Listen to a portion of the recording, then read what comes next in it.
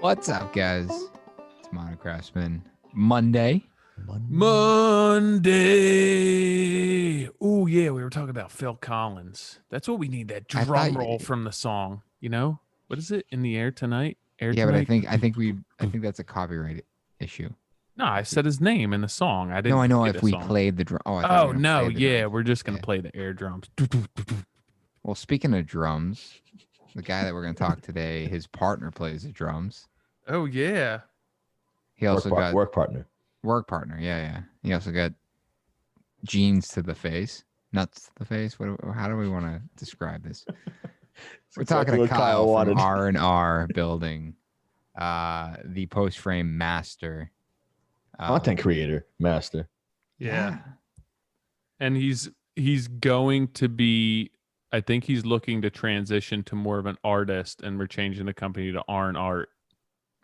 We settled that. Yeah, you're gonna have to wait till at least 3/4 of the way through to get to that point of. But listen, if you like Bernie Mac or you were a fan, you're gonna like this episode.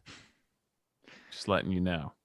This episode is brought to you by Duration Moulding and Millwork. 25 standard molding profiles, 200 semi-custom molding profiles, and the ability to provide just about any matching profile that you need in molding or siding fast, accurate, and easy. All from a material with an unmatched combination of good looks and durability. And to learn more about Duration Poly Ash products, please visit their website at durationmillwork.com. Kyle, what's up? What's up, dude? How are you? Good. You know, just living the dream over here in Midwest, you know. Let's get right to it. What's up with putting these posts in concrete without the J hooks? Well, I mean, you're kind of right and you're kind of wrong. I wouldn't put a post in concrete. I put a bracket in the concrete without J hooks, man. We're going to get some engineers out to test this. You know what? It's all been tested, and those brackets are now approved with whatever IBC or whatever basically allows Fannie Mae and or Freddie Mac to do loans on that type of structure as a resident. So, I mean, that's been tested, and I feel good about it. So if people want to argue, you know, I enjoy it. Is Freddie Mac that comedian? No, it'd be Bernie Mac. He's dead, I think. Oh, R.I.P. Yeah. I miss You're him. tired, but you're firing on all cylinders. Always, man. I've been waiting for this for like a month, you know, because when I signed up, I was like, well, shit, I can't do this till like into January. So Perfect. Nick, what do you got here, Johnny? You got is this your room that you've been working on? God, I need to change rooms because I take heat for it every podcast episode that it's not done. Don't worry, dude. I feel you. I got my first elevation drawing last week for my house renovation, and I was pumped. You know, I felt like every client where they gave me one elevation, they're like, I'm still working on the other ones. I'm like, I want it all. I feel like an addict. I was like, your house was already there. What's that? I thought your house was already there. No, like the addition that we want to do that my wife's arguing that we don't need, and I'm going over the top. It's like, I just want it right. Like it could be little things like I just want to pull into a garage that my truck, I don't have to ever wash my truck again, like clean it off of snow, just pull in and pull out. It's like, that'll make my life. A lot of guys want to do that, Johnny. If you can't if you don't have to get your truck washed, how you expect to get trolled? No, you know, it's just something about having that closure at the end of the day where I just pull in, you know, and we do it for our clients all the time. I said to my client today, I was like, we're looking at our laundry room, and I'm like, it is so tough to go home to my house sometimes. Like, it's just, you know, what we do, and I know it's different budgets and that stuff, but it'd be good to have a renovation that really fits both our family and, you know, what we build, you know. That's where I struggle on a daily basis. I hear you. That's not going to happen for me. Oh, well, I don't have that much time to devote to anything. So, Kyle, where are you? Where are you? Like physically or like mentally, man? Like there's differences. Both. Oh, both.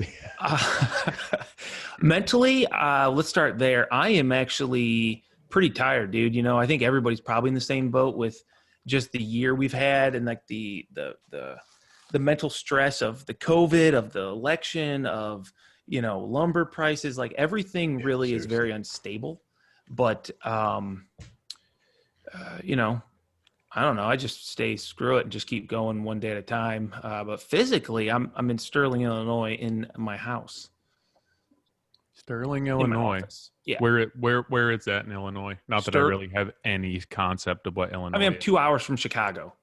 Oh, I thought you were in the country. Yeah, I Yeah. thought you were like middle of It is in nowhere. the country, man. But so I don't know if you guys knew this or not, but about a year ago, a little over a year ago, we decided to buy a little house in town where my wife is a principal, my kids go to school, and it avoided them having to drive 40 minutes each way every day.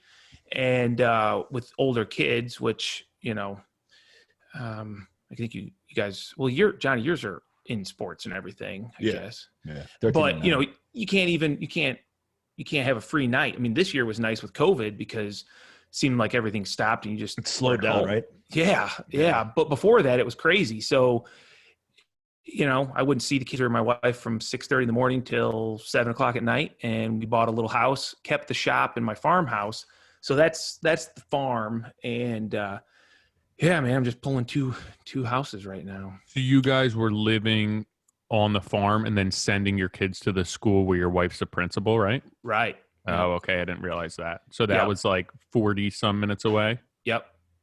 36 if we're going to be, accurate, but enough that it never made sense for her to come home if the kids had nothing to do and she had a board meeting later that night. So it was kind of a pain in the butt. And so, yeah, we bit the bullet, bought a place, and it's worked out really well, minus the fact that when I want to go tinker in my shop, I got to go 40-minute drive and, and then 40 minutes back. I didn't realize that you weren't sending your kids to school where you lived. Yeah, no, we did when we started, but my wife had like mom guilt because she was so busy at work, never got to see them, never got to participate in, school events. So we made the decision to take them to her school and got me out of the hook. I'm not going to lie, because I used to get them to the bus and all that stuff. And all of a sudden I didn't have to do it. That is one of the freedoms with our industry. If you can, if you're allowed to, if your business allows it, but you do have a little bit of freedom that if you need to bounce out for a half day or whatever, you can always make up that time. Oh, sure. Yeah. It's not, punching in, punching out. It's, oh man. Could you imagine having to do that? I've been in that where I've snuck out to go to my kids, like whatever, and, freak out, my phone rings. I'm like one of those, dude, my life was miserable for many years and it looked amazing on social. Like you freak out and that's what we try and give our guys is the freedom where we've joked about not having a policy, but like if they got to bounce and I don't want them to be like, I don't want to miss work. I don't want to miss work. I don't want to freak, so-and-so out or whatever. But if you got to go do a kid thing, do a kid thing. If you got to go have lunch with your wife, dude, go have it. Like those are the moments that mean the most. Those are like the mini bonuses throughout the year that if we can give that, luxury to them, then take it. Like if I can't tell you how much Ben and I both would freak out. Well, I gotta shoot out at like 10:30 for something. Can you cover me in case we get a call from so-and-so? And it was just like, that's what I'm telling you. It's like, it's still stressful now in different ways, but not having that stress is such a freedom. Yeah. At least it's your call now. Yeah. Pretty happy, man. How much different is your day? Does this affect like your day-to-day operation? You don't need to start and end at the shop, or you still do? I still start Monday, Wednesday, Friday at the shop no matter what, because I meet Greg there and we work out. So with COVID, I put a gym in, like a little workout area, because we used to go work out at a local company has a workout facility, and we manage their snow removal. So they let us use their workout gym. But now that COVID hit, they closed it down, and I put my own in. So we meet there every Monday, Wednesday, Friday. Tuesday, Thursdays, if I don't have to, I don't go there, because it's like, depending on where I've been working lately, is like the opposite way kind of. So it's like, it would be an hour and a half commute just if I went there first. So I'm not there every day. Do you have like a target area that you work a certain distance from you? Yeah. I mean, I'm usually from my house 30 or less, maybe minutes, That's awesome. Yeah. That's why I feel like the country, because how many pole barns can there possibly be in a 30-minute radius from you? Freaking hundreds, dude. It's crazy. because you got to remember 30 minutes. I'm not like you guys. 30 minutes is 30 miles. True. You know what I'm saying? I mean, Blast. when I start going, I'm going 55, 60, 65 all the time. So I always tell this story. I always used to think, how many more of these can I build? You know, I've got maybe 100 under my belt and maybe more. I don't even know. Honestly, I've never counted. But my father-in-law has a Cessna, like a 4-seater Cessna that they have on the farm, and they use it to scout crops and whatnot. And usually once a year I go up, and as soon as you get in the air, it's like, holy crap. There is literally barn all over. And the thing is, most of them are 40 years old. And back then they were built with like a 50-year lifespan. They're all posts in the ground. It's only a matter of time. All those will have to be rebuilt. Is post in the ground still that's job pretty security, standard, or are people switching to more what you're doing with like footings and then keeping stuff above grade? I will say that a lot more have switched because of like what they've seen us do on social media. And I only know that just because the guys that make the brackets I use, they give me kickback if people come in there and say, hey, I want these brackets that this guy Kyle uses.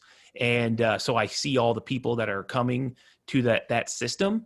But to be honest, man, I would say 90% are still all going in the ground, you know, because people don't want to change. They don't want to make it harder, even though it's actually I feel like simple. there's a lot of Amish people who build them around here, and I feel like they're probably not on social media. Yeah. Oh yeah. When I go to a trade show, it's 90% Amish, 10%, you know, I guess what I would call myself. I don't know, regular person. I don't know. That seems not weird. Amish. Yeah, non-Amish, car driving, tool using. Dude, my neighbor's getting one put in. Reverse. He's got permits that are going in. I think he's putting it in next month. I'm gonna have to scope it out. He's sending you everything. Like, I don't think Kyle would do it this way. Dude, you know what? It's funny. Like one of the best stories ever was this guy come up to me at a trade show. I didn't know who he was, and he was like, I got a bone to pick with you. I was like, oh, shoot, I don't know who this is, you know, but I pissed him off. And he was like, my customers, he's in Michigan, you know, so it's like 8-hour drive. He's like, my customers are demanding that I change the way I build my post frames because they follow this guy that does post frames with house wrap and on concrete. And he's like, honestly, I hated you. But now, like, it's been so much better, you know, like it's gotten so much better. And that's pretty crazy. You know, you think about what you guys do and what you share and how that affects like your specific industry. It's easy to like forget that we're actually doing that sort of thing on like a large level, you know? Yeah, it is crazy, especially with something like that where I feel like there wasn't really anyone, and there's probably not a ton of people right now looking to push the envelope, so to speak. You know, like what's the ceiling there? And then you start doing things. I don't know. I remember years ago talking to you, it was like, yo, you could build one of these into a house. And you're like, yeah, we have before. Like finish the interior a certain way. And it'd be like a very cost conscientious way to build something. Right. And I'm like, I don't know why more people don't do that. Obviously, like there's limitations to it, but like, why couldn't you use that to basically create the structure for a house? I feel like I had these pipe dreams where I was like, I'm going to buy a bunch of land and just put a pole barn on. I'm going to like convince Rachel that this is the way to go until we can afford like something else. And then I'll turn it into my shop. Like that's going to be the way to do it. A quarter of it would be living space and the rest of it would be shop. That was my big sell. And then, Kyle blew up and got too busy and wouldn't come out here to help me out and build anything. Now I got this old post in the ground pole barn out there. No but wrap it does on its it. thing, though. It does its thing. Yeah. It had a leak the other day in the rain. I was like, should I get up there and put a new grommet on that screw? I don't know. No, get that with Flex Seal. Yeah, just spray it with Flex Spray Seal. it, the whole thing. No, but I remember talking to you a while back, and you were like, you started building things differently, obviously with materials, but also methods. Like you were bringing in equipment to build stuff. Right. And you kept telling me that you were known as the cheap guy in town, though. Right. Was that just because you were so efficient with what you were using? Yeah, I think, I mean, you know, when people would, okay, so I did a building and it was massive, right? And it was 92 by 256, big building. And me and two guys, actually, this was when Greg's brother was working for me, but he was only working for me when he wasn't mowing lawns for a little lawn business that I had. And so he would come in like 2 days a week. We built this building. I got done, and the customer was like, man, great building. Love it. You guys really, did better than I thought. And I was honestly scared. And I was like, well, why? You've seen our work. You're a local guy. He's like, well, because you guys were over $100,000 less than the competition. And, obviously right away I'm thinking, shit, $50,000. I could have on the table. Yeah, I could have bought a new truck like right then, like just and still saved him $50,000. But the thing is, I made money. Like I made good money, because when we go in and build, that we're half the time typically than a lot of our competitors, because they don't have all the right equipment, and they're using ladders and just old tried and true methods, I guess, that are great. Yeah, but they're super tedious. Yeah, sorry. Nick is still trying to reboot. No, he looks good. I don't mind the pick. The headshot. He always looks good. That's true. So did you ever adjust pricing based on that? Like, I feel like I would have gone back and be like, maybe I should start charging more money. Dude, I try to, and I don't try hard enough, clearly, because I still get like man, you're right there with everybody else. And I don't want to be right there with everybody else. I want to be 10% higher. My biggest competitor is Morton Buildings. Maybe you guys have heard of them. They're pretty much a nationwide chain. But they traditionally 20%, like right off the top, they're going to be 20% higher than me. They know they are. They tell everybody that we're 20% higher than anybody else, but people still buy them. And I think it's like the whole like Cadillac model. Like it's no different than a GM. I mean, it's just another GM vehicle, but the name, the presentation, the thought gets people to say, yeah, I'm going to spend that money, and I don't know that I care to be that guy though. I don't want that to be my legacy. Like, yeah, dude, he built good buildings, but he's 20% higher than everybody, Yeah. And anybody at that cost could build it great, right? That's what that's what we get. Yeah. Yeah. Yeah. It's like if I had that budget, I'd kill it too. Yeah. I mean, but the thing is, I don't need that. Yes, you're leaving some money on the table, but I've got more work than I can ever consume every day. Probably 10 jobs come in my email, hands down, if not more. And, Jesus, I don't have to do them all, which is great. I can pick the ones that I know are going to be great for my own like personal, knowledge, growth, content, all those different things. And with social now, it's like I can even do some of them for less than I might need to do them if I really want them, because I could go to a brand and I could say, hey, you guys want to help me out on this? I'll shoot your name out in some descriptions or talk about whatever. And so for me at this point, I don't bid jobs I bid jobs for profit, but I don't bid jobs, I guess the way I used to, if that makes sense. I don't know. I mean, I know it's dumb, but no, but it's a different, social media has changed it for you. So that way it can offset if a client's really cool and the budget doesn't match up. Yep. You can take that opportunity without, compromising your family. Right. I mean, let's put it this way. The build, this cabin in the woods build. Okay. I'm not going to say that you guys have seen it or not, but I got 50 videos almost up on YouTube. Okay. 50 videos, all averaging in like the 25 to 30 minute range. Those are all money makers. I mean, they'll be there forever. So that job, I could have added easily $50,000 to that job and been cheaper than probably anybody would have done that level of quality. But it was such a cool opportunity. It was something that I knew my future clients were going to want and see. And it was like, if I prove that right now, I'll do it for a pretty cheap price. I'll make all this content, which will make me some money. I'll get to work with all these cool brands that want to be involved.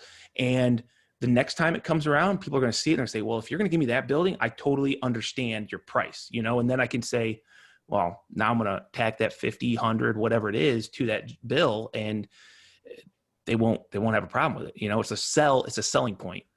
It's funny because you're doing the exact same thing. I feel like that everyone in building industry, like from a like a more residential construction aspect, where like you're building your portfolio, you're looking to do cooler and different jobs, but it's almost, you're established in your career. It's just that you're now realizing that people are willing to pay for a higher caliber pole building, which like may or may not have been somewhat unheard of before this. Like you're doing the same thing as everyone did early on, but you probably did this for how long, where it's just like, no, this is what you do. This is all we can offer.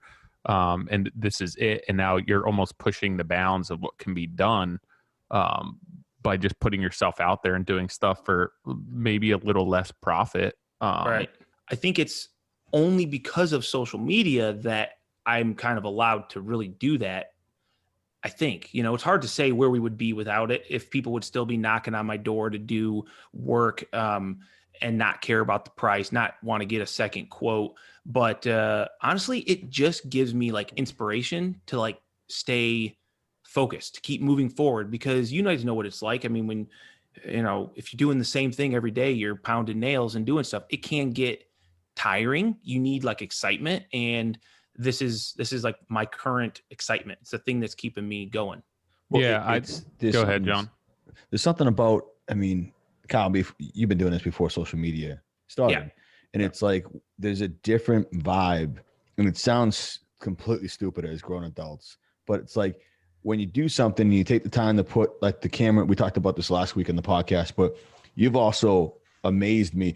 Honestly, the construction is the construction, but your time management is really what I'd love to get into. But the fact that you can put your cameras up and put the angles together, and then you make this video and you edit it, then you throw it out there and it gets the response you wanted.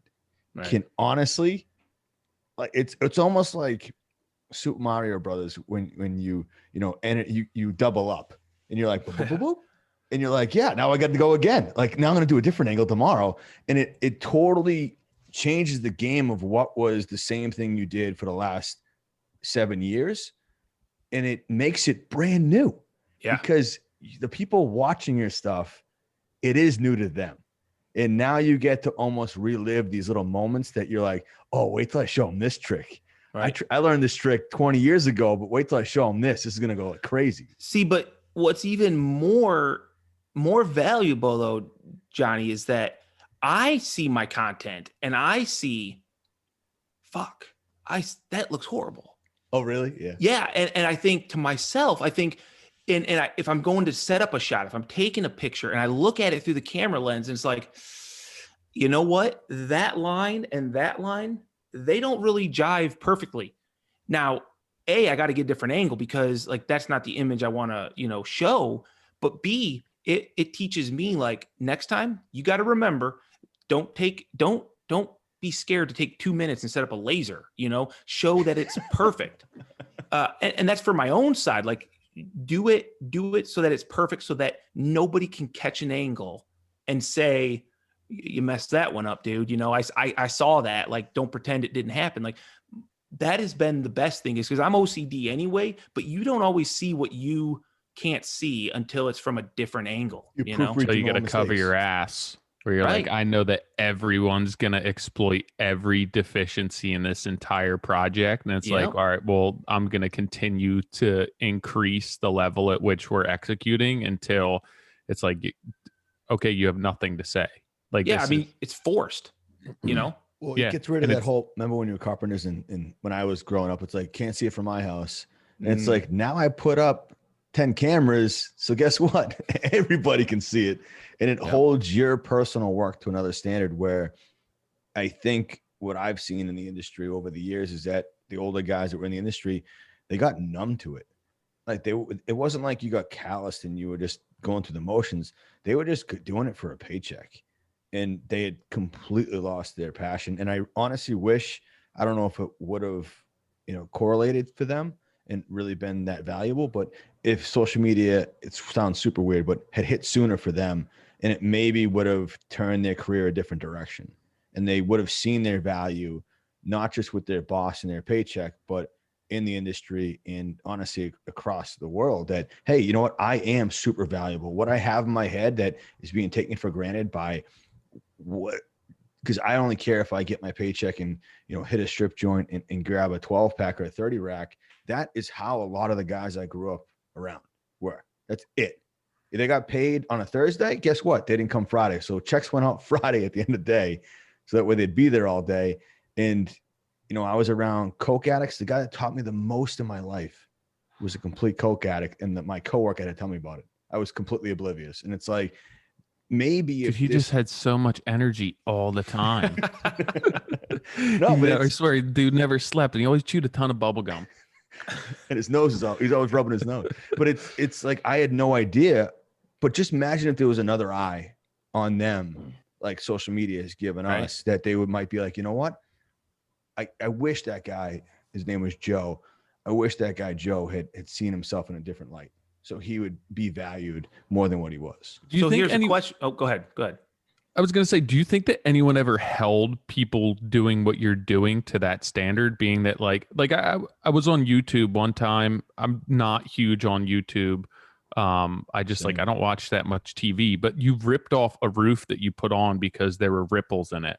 And like, literally, if you didn't have a drone, it would be a non-issue, you know? And yeah, but no, at the same time, I mean, I understand what you're saying. That's not the first time I've ripped off a roof. I don't mean that for like you specifically. I feel like for what you're doing for your industry, there's, you know, where it's like, all right, so there's ripples in the roof. It's a pole barn. Let's get the hell out of here and get paid. It's not going to leak. Yeah. You know, where like, I don't know. Still checks off the box. Well, yeah, you're like holding other people now to a standard that I don't know if anyone in the industry ever held anyone to. Yeah. I mean, my customer specifically was like, Kyle, I don't see any problem.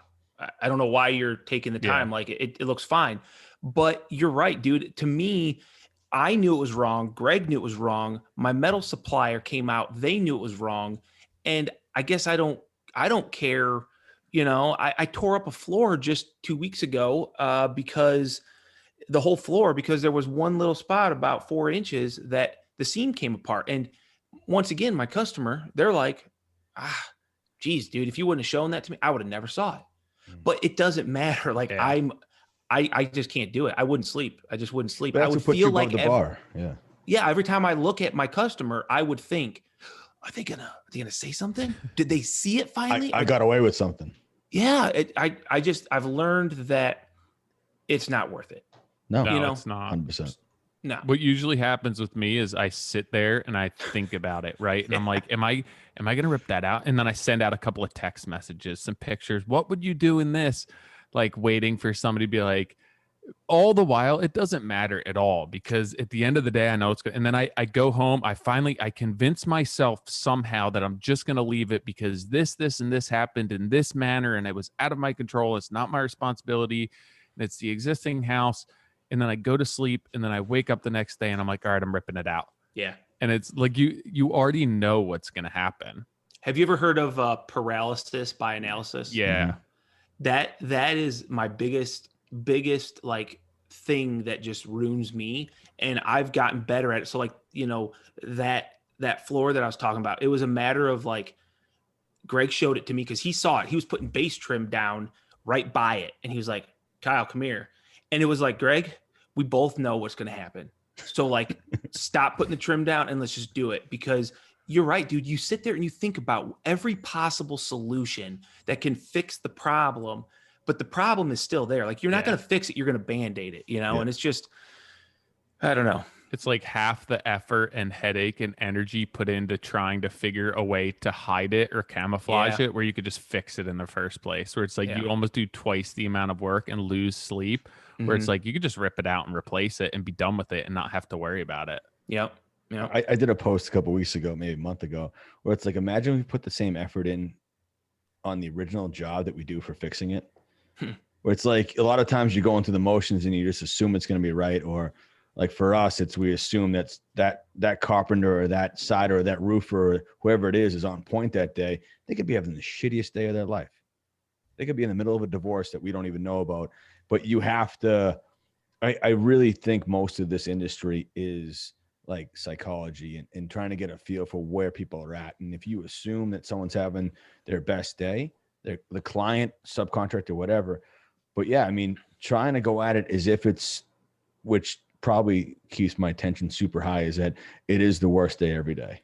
Yeah. And being cognizant of that, what could happen thing, that it's like, all right, I want to be like every day I wake up and I'm like, this is the worst way to wake up. But it's like, what are the top 10 things that could happen? I was gonna say, today? Johnny, you're sounding pretty dang pessimistic, man. Well, I like to be super optimistic, but then like our job, that's why I would love to just be, someone was texting me earlier and was like, yeah, I know I got my dream job as a super. I have to control one job and I don't want to be a PM. And I'm like, dude, you found your spot. Like I got chills. I was like, I would love that, but I didn't. And this is now the curse of the gift I have, is that now, yeah, I used to be able to go through the motions and do what I wanted to do. But now it's like, I wake up every day and think of the top 10 things that could go wrong, have those in my head. So that way I know what's going on. So when I hit each site, I'm the one accountable for that, because guess what? I'm the owner. Yeah. And if I didn't want that and I wanted to sleep till 7 a.m. instead of 3:39, then I could, and I'm trying to solve that to everyone listening though. Oh, you got a major issue, but it's, if I could, I would. John, can I interrupt? Oh, fire away, baby. Oh, You're hey, back. Nick. Hey, was your top things that could go wrong today my audio? No, Dang. no. You're What usually happened? bulletproof, Did you man. guys start without me? Dude, you sound amazing now. You Nick. do now, You yeah. do. Thank you. You know, the only thing that came through my speaker was when John said, he always looks good. And you were talking about my headshot. So I was like, I'm Yeah. out of here. I'm out of here. Even What'd your you audio do? selective. What'd you do? You go get your karaoke mic? I did. I had to go get my old laptop, my old audio mic. No, I'm just Serious? Doug was like, did you restart? I'm like, I can't. They're recording. He's like, send the host to John. Yeah. It's like, all right. I record, so I have it recorded from the moment you. Yeah, I have I have it recorded prior to that, so we're good. Look at that. I just We're have pros. no idea what you're talking about, except the same thing where you wake up at 3:39 a.m. That's I'm all we just gonna talked jump- about. Yeah, That's I'm it. just gonna- I'm just gonna jump. Well, I really actually wanted to know about the J hooks. But I we've get- covered but that. We're gonna move on. Jump in. If you know Apparently, it, screw Bernie it. Mac said it's Well, good. He died or something like that. Posthumously. Yeah. Bernie I'll- Mac I'm posthumously gonna said skip it's that. A-okay. I'll listen to the podcast so I can know what It the was outcome quick. Was that? No, that's fine. You said Bernie Mac, and all I could think of was Bernie Sanders meme sitting next to me while I'm setting a J Hook God. list post bracket saying Bernie Sanders. He can vouch for this. You know. Bernie. It's been some good memes though. Oh yeah, yeah. I feel like Crazy. that's Everywhere. one Crazy. good takeaway from this past year and this election season. That's about it. Yeah, I don't know. it's I been. feel like Kyle it's hit been it somewhat earlier. enjoyable. Kyle hit it earlier. I think lumber prices are like, I Yeah. got at least 3 notices this week that like even my structural guy who does our eye joists and our insulated headers, he's like 30% hike. Just FYI, so you're aware. And he's like, we've tried to do everything. We tried to buy out plywood. We tried to buy out everything. And I talked to, our sales guy at Riverhead, and he's like, we can't keep anything on the shelf. We literally, And that's just going to fuel the problem, because if right. we keep buying this crap, they're just going to keep charging us the Yeah. same price. It's never going the to change. demand is huge. Mm-hmm.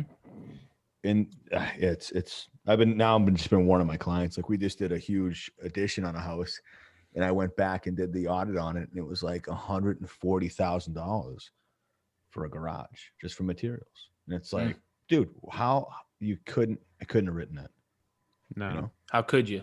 No, and it's the client wants to know that they're getting the best price. So it's like we do price out against other people, and it just, our job is to make sure that we've covered every basis, that we've looked for every deal, look for every every option that's available to us, that we've tried to nail it down. And just that way I feel comfortable so I can sleep through the night, is that I've done everything. And if someone pushes back on me, it's like, dude, I've said it to other people, just go price it out with somebody else.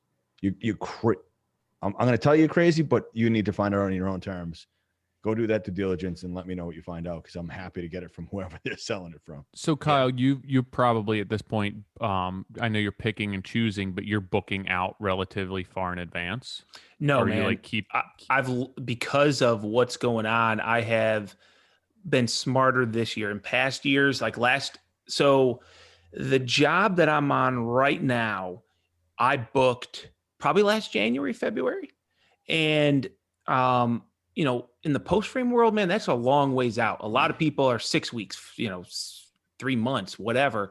And that really sucks, because when you look at pricing, when you look at your schedule, when you look at the demand, what people want, and you're like, I'm doing this for that. Like, I could be doing this job and now I can't because I'm too busy. So right now to today, I've maybe got three jobs maybe, lined up, which could consume, I don't know, 3-4 months, I guess.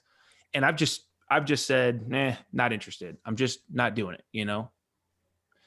So are you putting like something in whatever sort of contract you have that's like protecting you for the fluctuations in pricing right now? Yeah. I mean, one of the problem is, like, I know you guys are gonna think I'm crazy, but I don't even usually get a contract. Yeah, I feel like you guys are like handshake type of people out there. Yeah, because these people know me, I know them, and typically it's like, I'm like, hey, here's the price, but if things change, like we're literally 6 months away, then it is, and oh yeah, no problem, Kyle. I totally get it. And I don't have to start the job if they don't want to agree to it. When the time comes, it's like, hey, here's the price. It's 10,000, 15, whatever more. You don't want to do it. All right. You just made the next person in line happy, because I'm just going to go there. It doesn't really matter, but it's never an issue. People, right now I got a couple customers that are just waiting until springtime that I could have been doing this winter, but that's great, because I'm still busy doing work that I was already signed up to do. So, I don't sweat those small details. I'm not doing $1 million, projects. These are, 100, 200,000. Yeah. What's the average length? Security. Like at this point, you're doing more complex jobs. How long are you normally on a build? Dude, I've never in my life I've built custom homes back in the day. It's 35 minutes, man. I watched the videos. Yeah, that's it. That's it, right? Typical 2 to 3 week jobs were like the standard. And, you talked earlier, Tyler, about like people wanting like the house inside the barn. Dude, that is 90% of every call I get now. Yeah. The barn dominium craze is like, it's through the roof. I got an investor you guys heard of Lamar? I mean, big builder, tract builder. Someone from there called me the other day and they want me to consult with them, and they want to open a division of post frame tract homes, and they want to like get a couple plans that are all, and then just throw 150 of them up in a subdivision, rent them, and like the Lamar would own them and they would just rent them or whatever. And I'm like, wow, that's a great idea, but I ain't doing that. I ain't doing that crap, but I'll consult and I'll take your money if you want to talk, Right. How do you feel about that? Like, you mean like kind of like watering down like what I feel like I've built up over the years? Yeah. I mean, like for somebody to come in and be like, hey, we're going to take a little piece of what you're doing and then turn it into this, because I don't feel like what you're trying, it's almost the opposite direction of what you're looking to do. Well, I mean, they wouldn't be putting, my name on it. I mean, I'm perfectly fine showing them maybe the efficiencies, the methods that I've learned, if they pay appropriately for that. Because here's the thing, it's no different than sharing on social media in general. We all do it. We show our stuff that we've learned. And people used to say all the time, man, why would you show how to do that trim detail? Now everybody's going to do it. Yeah, but first off, how many contractors are out there that don't give a crap? You could show them the best detail ever. And if it takes longer or is harder than what they're doing now, most likely they're not going to do it. It's a sad truth, but it's the truth, right? You've heard the saying, you can show the horse the water, but you can't make them drink it. Same principle. Like, I'll show anybody whatever they want to see. It's not going to take away from the work that I'm getting. Like, it's just, there's too much of it anyway. I hope it takes away maybe 10% of it and takes some of the, stress off. I would have kind of also know. So you built up somewhat, I mean, you built up this like powerhouse of a brand, but you can only do so much work, right? Yep. And like, you don't seem like the type to be scaling. Maybe you have some cards up your sleeve, but like you're almost We building this discussed brand this. to be able to charge Right. more and be able to do the projects that you want. Like what's the end for you at that point, being that it's you and somebody else, or is you're just kind of fine doing what you're doing right now? Yeah, I mean, I'm 37. I think you guys are all in well, other than Johnny. I know Johnny's a little bit older, but He's old. I mean, I don't think you have to have it all figured out. What I've figured in my life is anytime I plan on something, it usually doesn't happen anyway, but more or less, I think you're going to miss out on like the things that maybe you would have been inspired to do along the way if you were like so focused on like the end goal is to have 10 crews running around in different states. Like that would take me away from probably any creative, energy that I had if I was so focused on like that growth. So honestly, my goal is to continue to do whatever I wake up, have to do, and then find ways to be inspired to do it, and that's why like the social media is so important for me because it gives me the inspiration by, needing to perform, needing to improve techniques, continually show off new things for people to come back. I mean, that's the whole hook. So, I'll You never definitely scale. you go up in the cesta and you're like, all right, I'm 37. I got 30 good years left. I can do 15 per 30. year. Yeah, 30 of building, and then you're like, I could do 15 per year. If I hire crews, I'm going to eat up all my work in the next couple of years. You gotta Yes. take it slow. Yeah, that's right. That's right. I hope you got 30 more left in you. No, 30, dude, there's 30 more no work. way. There's no way. I would be happy if I make 10 more years in the field. I mean, I don't think there's a morning I wake up with my body not, being super sore or my arm being dead. And that's probably been the last 2 or 3 years. And I know it's an inevitable fact. I mean, I'm going to not be able to do it I'm not going to be the 50-year-old carpenter, dude. It just ain't going to happen in post frame. I'll have to transition. I would do, furniture. I wouldn't mind doing a little wood shop. I like that stuff, but I won't be building post frames for 10 years. I don't think it's possible. Yeah, but Sorry. Go ahead. would the woodworking or the furniture side would it be, set up more of a hobby, or would that be to supplement the income?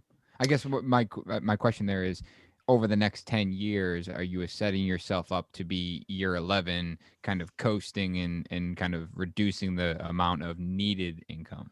I think that's too much planning for me, Nick, if I'm being honest. Like I like just that. think, what's that? I said, I like that. Yeah, I genuinely, I've always just been the type that gets easily excitable and then feels like I'm just going to go straight to 11 on that.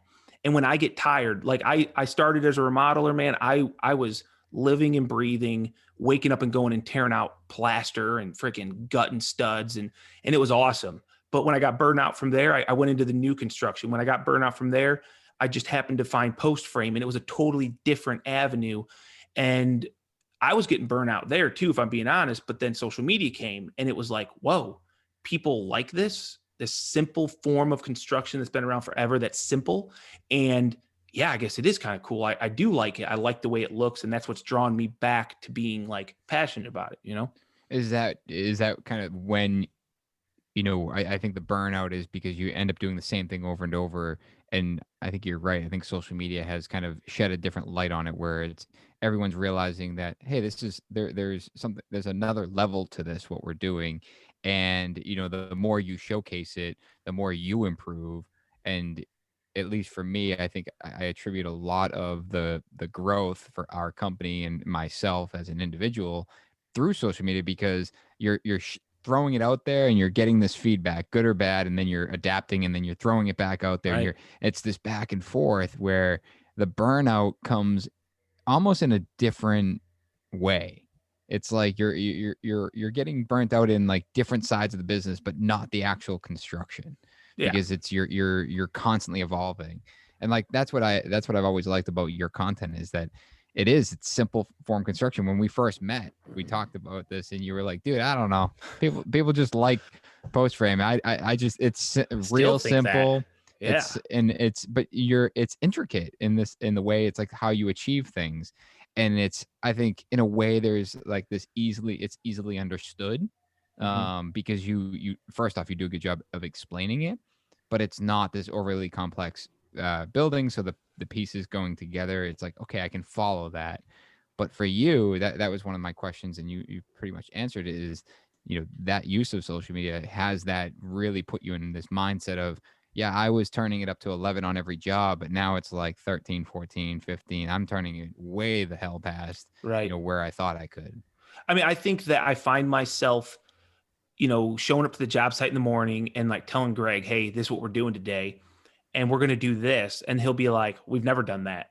And it's like, I know, man, but I'm going to be filming this, and I seen some other guys do this, and I think we should be doing it too. And then it's like, boom, now that's just the way we do it, Right. and it's just, whether it's a tool, whether it's a method, whether it's a material, every day, if I spend 30 minutes, which I try not to, going through socials, like, oh man, yeah, I should probably be doing that. I want to do that. And yeah, I don't think you'll ever get burnt out of the work because it's constantly evolving. There is no every day is the exact same anymore. Yeah, I think that you have to. And I also think that, like, at that point, a lot of your focus is towards generating that content and then really digging into, and you're teaching at that point, right? So, like, you're not necessarily just going through the motions. You can find joy in breaking down something that's simple or routine to you, and then articulating that in a way that other people can understand it. And that's like spreading your knowledge and teaching.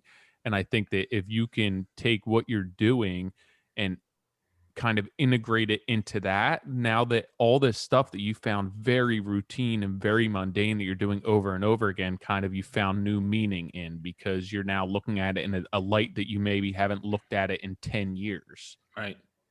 Yeah, Which totally. Which it could, I mean, I'm sure there's probably days where you're like punching sheet metal or putting in screws where you're like, all right, I don't want to put another screw in ever. But I think that you do have to find. He's probably like, if I do this faster, it looks so quick on yeah, time lapse. You don't have to do it faster. You just have to speed up the time lapse, dude. You have to just stay more controlled. So when you speed it up, it gives the illusion that you're not sped up. It's just you're working fast. Yeah. Yeah. These are the tricks of the trade. That's right, man. So how did you actually get into it? Because you said I remember you telling me you were in remodeling and then you went into new construction. And how the heck did you happen? I feel like that's not like something that you just happen into.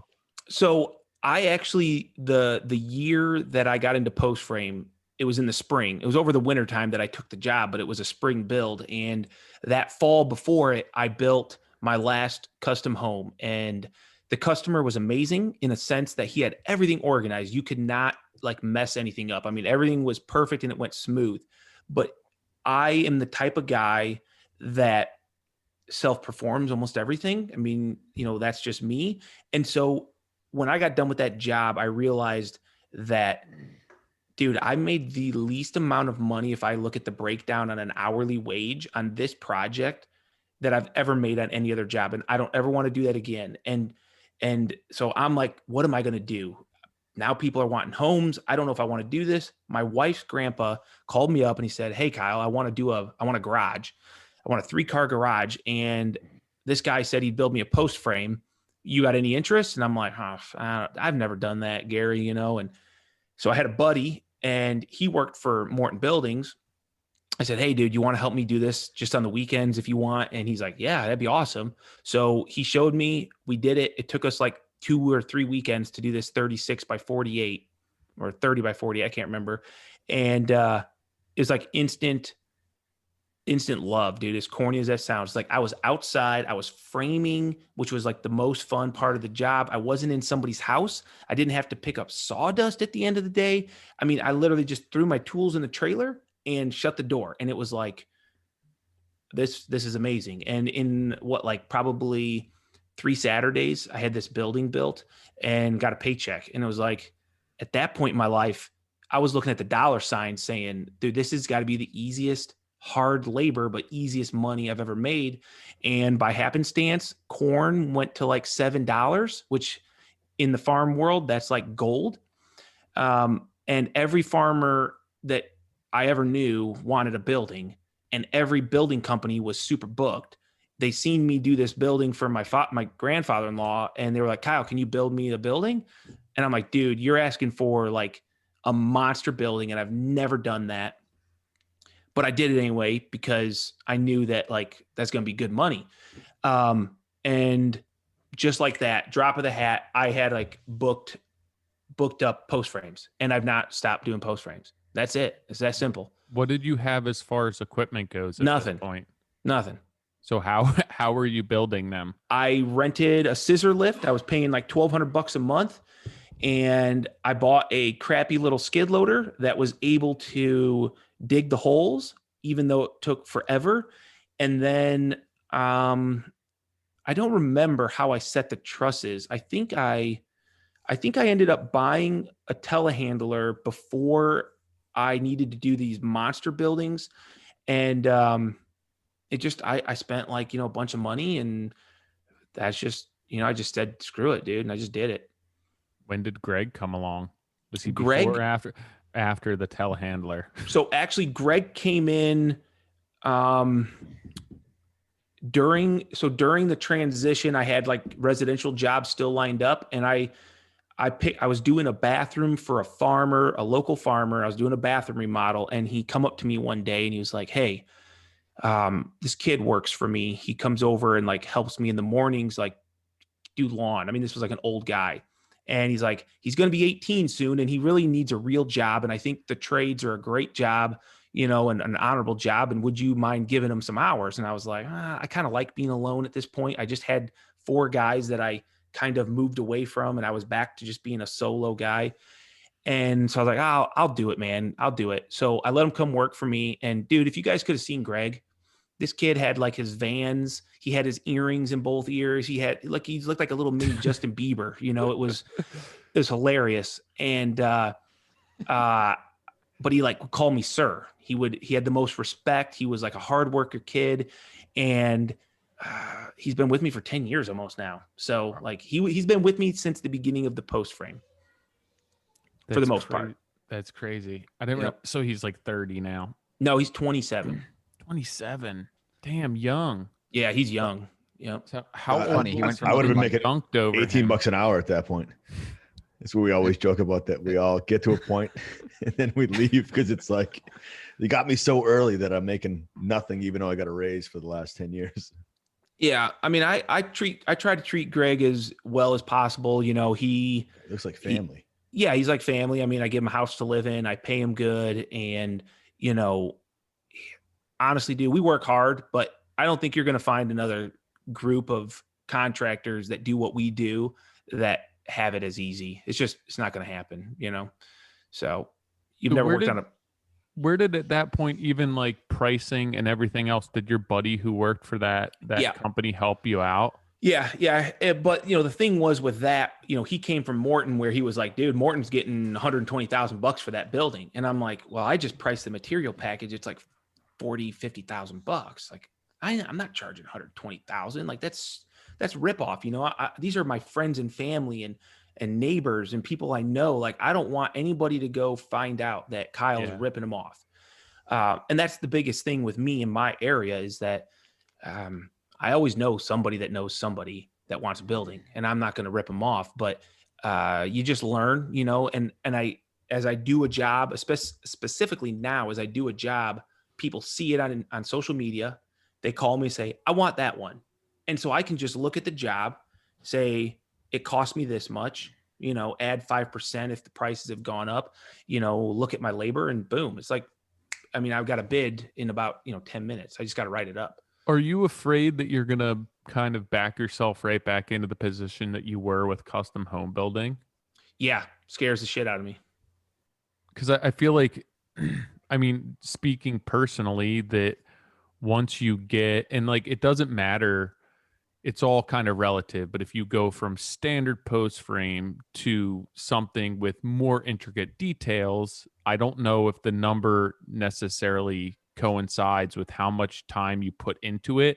Like, your profit's going to start going down. And I know that you're offsetting those costs some with what you're doing. Yep. But at the same time, it's almost like, I was better off when I first started building these because I didn't care about all those little details. 100%. Yep. That is a struggle all the time because people call me for the 60 by 120 shop with a door on the end and 2 windows. And it's like, oh man, me and Easy Greg could money. we could go kill that and I could put all that money in the bank. But at the end of the day, am I really going to want to go do that? Am I going to feel like I'm getting up to do anything worthwhile? Is anybody even care to watch me do that anymore through social media? And the answer is always no. So I'm not going to do it, you know? But what about the flip side of that client being left to the wolves and paying more money for a lesser product? And you and I have spoke years ago, is that how do you not scale a little bit, you know, build that family you have right now and just expand it a little bit and have even more fun by doubling up and then being able to give that amazing product and that experience to more people and not leaving them to the wolves. Right. I've thought about that. I've thought about, you know, okay, what if I just put together a crew that does the rough side of things, the site prep, the frame, you know, and then I come around and do the finish work, you know, the stuff that's the details. But the problem is, I know it does not matter. Like, I love Greg. Greg has been with me for 10 years.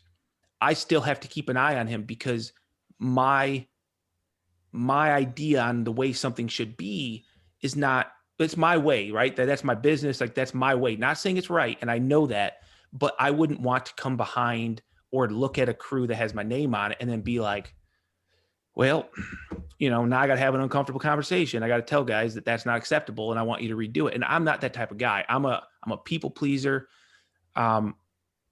But I can't let those things out of my head. So I keep thinking about them and I just know it's a recipe for a disaster, you know? Well, I think it's also, you know, the fact that it's not staying the same. Like, you're changing it. You're watching someone else do something and you're coming in talking to Greg and saying, hey, this is what we're doing today. And that becomes new.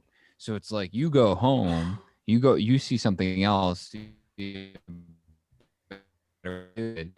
Greg goes off and does his own thing, and you come in, it's like, if I was here, I would have been able to tell you that that's not the way we do it anymore. And that's like the, you know, the double-edged sword here. It's like you're constantly trying to improve, where, you know, I think to John's point, it's like, you know, you could, if you were not trying to improve, it would be much easier to scale. You could set that up, or you could even split and take Greg and say, Greg, you're going to start your own division. I'm going to start another division, and or train someone.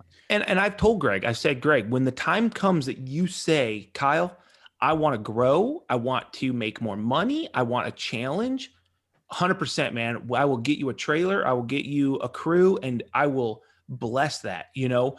But he doesn't want that. He wants to be with me. I'm his bro, where we have good time together. And quite frankly, you know, I treat him well and he doesn't have to stress about all that. And he's only 27. So is that time going to come? I don't know.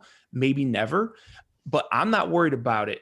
But to your point, I agree 100%. I've thought about, back in the day, I used to come to the job site with a piece of paper on the first day of the job. And I would say a random set of like, specs for the building that we were going to start building. And Greg, when his brother was there, I had another guy before social media that was there, they knew, like, I could just say 40 by 64, 14 tall. They knew how many wall girts were going to go up. They knew how many purlins, because the system was dialed in. Like, it was fail proof. I know that. I watched the videos. Yeah, that's what I'm saying. I could go work for you for a week and kind of let's see it. So it was easy. Yeah, that'd be awesome, dude.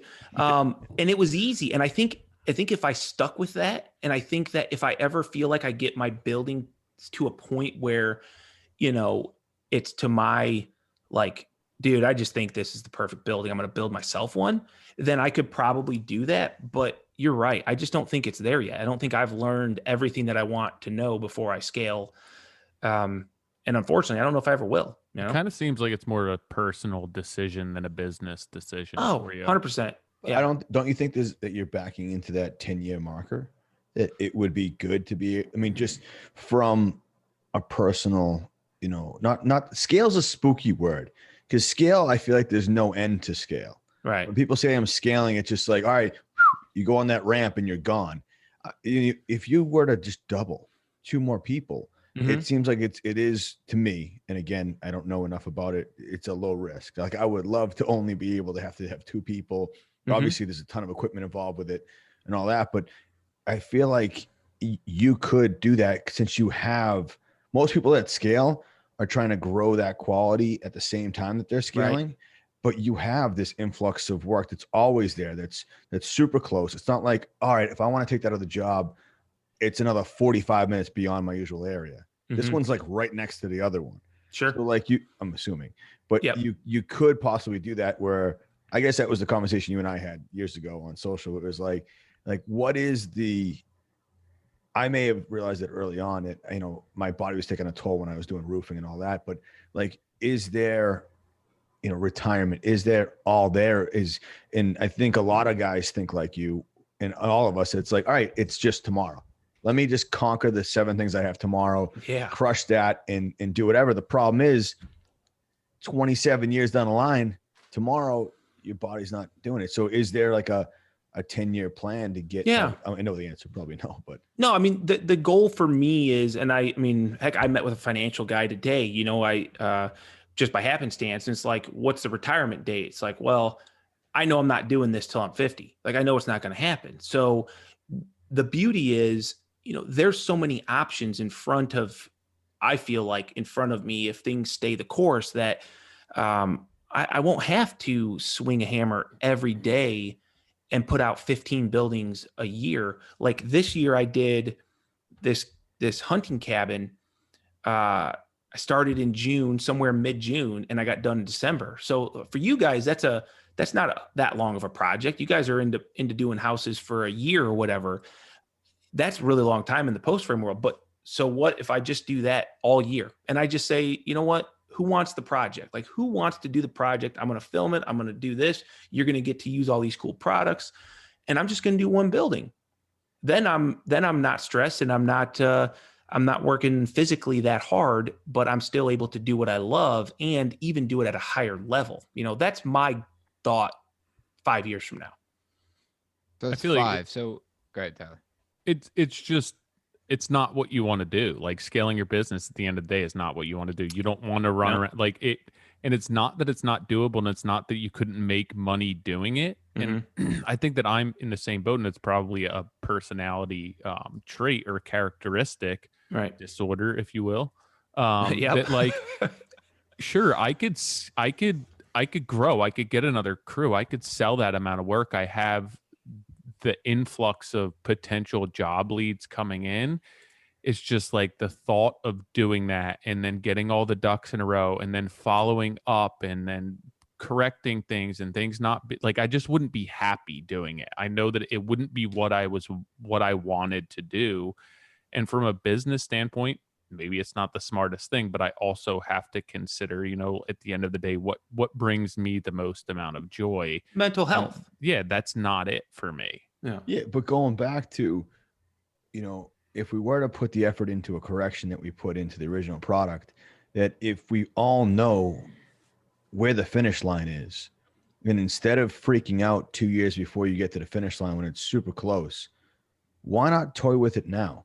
When you have the energy, the effort, and the money to correct it, and again, not just to you, Kyle, I just in general, that this would actually be the moment to toy with it, to mess around with it, let it fail, let it stumble if necessary, because 2 years out from that retirement date or whatever it is where you get hurt or something happens, then now you're reacting. I did do that. So this is pre-social media. I had 4 guys building post frames. We would start, split up, get another one going. And honestly, I'd never done so many jobs. We were busting through jobs like crazy. It was almost like I could barely keep up getting material on the ground, because we would show up to a 40 by 80 farm building and literally 2 days it'd be done. We would just knock it out like crazy. The problem is I found myself going to the job site, prepping it, preparing the guys, letting them know what the specs were. And then I was off doing the ordering and doing this. And I know I could find somebody to do that for me. But when you're running a business, you're either running the business or you're putting the bags on. and like you said, Tyler, like my personality is I just like the bags. And in 10 years, if I physically am like, dude, this is it, I'm not worried because there's going to be something else that will have my attention that will keep me like focused on getting up every morning. And I've never been a quitter in my life. And I feel like at that point, I'm just going to go straight to 11 on the next thing. And, you know, it's not the best way to plan your life, but I think it's worked out pretty well so far, you know? I think really well. Do you think that possibly you'll start doing slam dunk contests? 100%, dude. Yeah.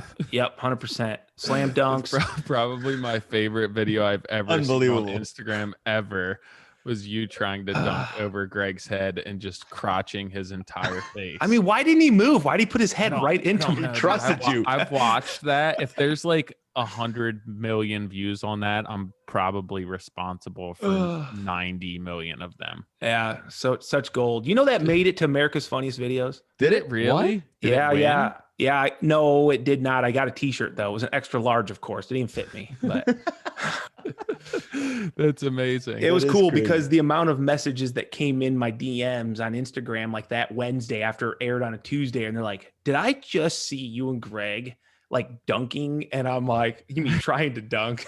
I didn't even know America's Home Videos was still on. Yeah, I guess it is. Yeah. Amazing. Yeah. It's crazy. Yeah. He just Kyle, so trusted you. He's like, Kyle wouldn't set up a camera he's got this and film this if he couldn't make it. It wasn't even close. I did it before. No, I did it before. So I'm like, dude, record this. And so he thought it was a trampoline. No, like literally just that exact setup. I did it right before. But I don't know if my jeans, you guys wearing freaking jeans, dude. You weren't even close. You weren't even close. It was like, it wasn't like, oh, I just, like it was full crotch. 100%. Yeah, I know.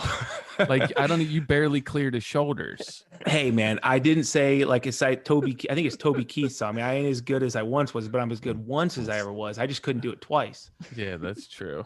Yeah. So, man. What are you gonna say, Nick? I felt bad for him on that one. I want to go back. You had said that you met with a financial guy today. Yep. And I think this is an important topic that we don't get into all too often, but being a bags on kind of guy, being in the business, not looking to scale the business, looking at, you mentioned a 5-year plan, a 10-year plan. What would, as much as you're willing to, share, what was that conversation? What was what was the goal of the conversation, and what is that plan? Like, what I think of like who's listening to this, all the guys, all the carpenters, all the hands-on guys, like they're all thinking about it. That how do I get out of this? How do I transition to something that I can retire from? Am I going to work till I'm to the bone? That's right. And you seem to have a fairly good handle on that plan, even though you're not looking that far out, but meeting with someone is a huge step. Yeah. So I'm 37, and this year was the first year that, maybe last year too, but that I started looking at retirement investments, and honestly, it's because when I started my career in IT, which I think you guys knew, I got out of college. I was a computer science guy and I did IT, and I had a great job. My last year of college, my first year out of college, I was putting money in. My dad always told me 10%, don't even think about it. Just put 10% right away into your retirement account and you'll be a millionaire, man. You'll be perfect. So I started doing that. Fast forward 2 years, I hated my job. I wanted to do something else. And I bought a house with my dad and we flipped it. I took all my 401k out, it wasn't even much, and invested it in that. Once that was done, that money rolled into me starting my business. And I've just always invested 100%. I pay myself diddly squat. Greg makes more than me on a salary because I've always just put everything back to the business. I'm fortunate to have a wife that works, that has a really good job. And, see how quickly he caught that? Yeah, he did. She was listening. That was quick. You almost didn't even fumble it. And you can edit that. Okay, good. Remember, we signed something that said you would not make me look bad to my wife. But I've just always, like, every piece of machinery you guys have ever seen, I own it. I bought it 100%, no loans ever in my business. And that was just something that I was taught that if you can't buy it, then you can't afford it. This is what I was told. Now, I know that doesn't ring true always, but I'm at the point where I literally have nothing left to buy. I don't need a new skid loader. I don't need a new scissor lift. Like, everything's new. So stop for 1 second. Yeah. Because the guys that are listening that are contemplating on buying something, whether it's something as small as a tool or a skid loader or whatever, if you can't afford it, don't buy it. So, all right, how do you make do? And I think going back, you talked about renting. Yep. The platform, scissor lift. Would that be the offset to that? Yeah, because the way I see it, I was always told if you can invest and have your money paid for in less than 5 years, it's a no-brainer in business. And so the first 2 years of running my post frame side of the business, I spent over $24,000 in my scissor lift in rentals and had nothing to show for it, right? And some guys are like, yeah, but Kyle, you didn't have to do any maintenance. If it broke, you just call them up. They come bring you a different one. They take it home. But I sat there and looked at it and said, okay. And I talked to Chris. Chris was my rental guy. And I said, hey, what if I bought this machine from you? Like, what's it going to cost me? And he said, $28,000 was the price. And so I was like, okay, so you're telling me like 2 more years of renting it, I would just own it, or I would have already owned it almost right now. And I said to myself, am I going to be in the business? Am I going to be making money doing post frames for 2 more years at least? Yeah, heck yeah, I better be, right? Because this is what I love and it's good money. And so I said, then I can afford this machine and I'm going to buy it. And I bought the machine and it was freedom, dude. It was like my overhead just got cut down. Yeah, I lost my bank account. I don't have a bank account, like a surplus in my bank account of $28,000, but the overhead, the stress that went down, knowing that every month I had to minimally have a $1,200 bill go out, that was freeing. That was a freeing feeling. And then it was like, I'm going to buy a skid loader and then I'm going to buy another scissor lift. And, one thing led to another. And it was like, every time I bought a piece of machinery, I had less money in my bank account, but I had less stress because I knew that everything I ever needed was mine there. And I knew what it was. There was you never had to worry. It's funny. 2 things. Number 1, you shut your camera off so you can't see your beautiful face. Number 2, it's funny when you have the conversation with him and say like, hey, what would this cost to buy? It's $28,000, and you're looking at you've spent $24,000. You jerk. My immediate thought is like, all right, can I have bought it from you and post date that back to when I when I first started renting it? I'll just give you the extra $4,000. We call it even. Yeah. But so that answers the question. It's you kind of work with what you have. No, but it's also being smart enough to track your numbers. That and know you're able to be cognizant of that. Hey, you know what? I can just for $4 more grand for the same amount of work I did last year. I own that. So then year 2, that is profit. I can continue to bill that same rate, but now I can pay for a skid steer. That's where Nick, I think a lot of people miss it, is that so many people DM me and it's like, hey, where do I start? I'm like, a notebook, a spreadsheet, and they refuse to look at it. And it's not sexy, dude. Yeah. No, but it's reality. It's that someone they love what they do, even though it doesn't make them money. And I think that's what I was trying to drive at before, is that we all know there's an end date to this career. And a lot of us hope that they're going to make a lot of money a certain year, that they can buy that retirement home, that investment property. And there's always going to be this landslide of money, whether it's, hitting a scratch ticket or whatever it is. But the reality of it is that there's a stigma with our industry because of that. The pickup truck that they paid off because the wheels are falling off because they can't, that day never came, in that they had to make it right on the project and it really hit them the wrong way. And they couldn't make that move that was going to be that landslide. And that's where a lot of people struggle. So being able to have the notes and seeing that early, imagine if you paid that rental guy for 7 years in a row. You've paid for that lift 3-4 times over. 100%. And he's just like, dude, I'm just owning this guy. Best guy ever. Yeah. And then they probably hiked it up. They probably would email you in January and be like, hey, hike increase coming up, that it's going to be, 20% more. Now you don't have to worry about that. And the maintenance is going to be a fraction of what year 2 would have cost. Oh, dude, the maintenance is minimal to nothing anyway. When 'Cause you people take care say, of it. yeah, that's exactly it. I mean, you if you don't own it. run it, exactly. Yeah. But it's also so many people are like everyone's busy right now. Everyone's making money, and the people are going to expand or they're going to go get a new truck. And it's like, well, let's buy a top of the line truck because it's X amount per month. Where it's like, if you had to pay for that right now up front, maybe you wouldn't get this option and that option because you don't actually have that money in your bank account.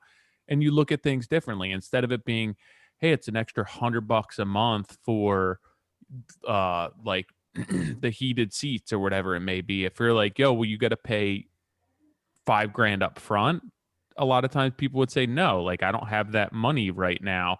So if you're only buying things, if you're not going to finance them, which isn't realistic for everyone, 100%. but if you at least approach things with that mindset, you're going to be living within your means rather than buying stuff that you truly cannot afford, which are going to put you in a bad position, put stress on your plate.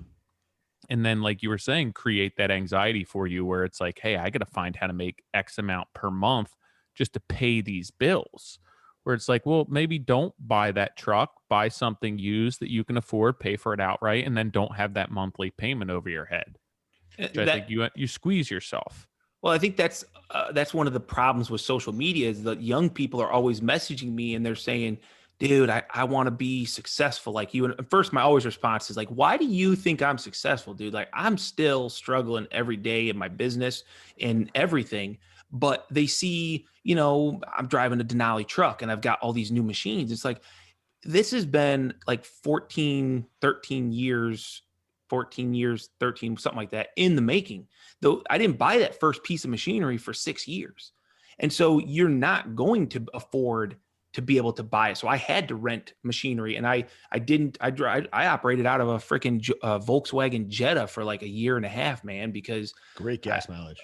Oh, is it turbo diesel? Yeah, it was a turbo diesel, man. But that's the thing that's so easily forgotten in our generation, man. Everybody wants it right now. They want to get all those great new tools because they see, someone having a new tool. But it's like, I'm only there because I used freaking Black & Decker for a year while I could afford, to get my first Milwaukee or whatever. But so, yeah, I feel bad about that sometimes, but how do you really touch on that in a way that people even understand? Because they don't want to hear that stuff. They want to think that they can go out and get all that right now. The quote I love is it shouldn't be 10 that years way. to be an overnight success. Sorry, what did you say? I said the quote I love is that I think a country music guy said, he goes, it took me 10 years to be an overnight success. Because those guys will play in bars that no one sees for 10 years and then they'll hit it right.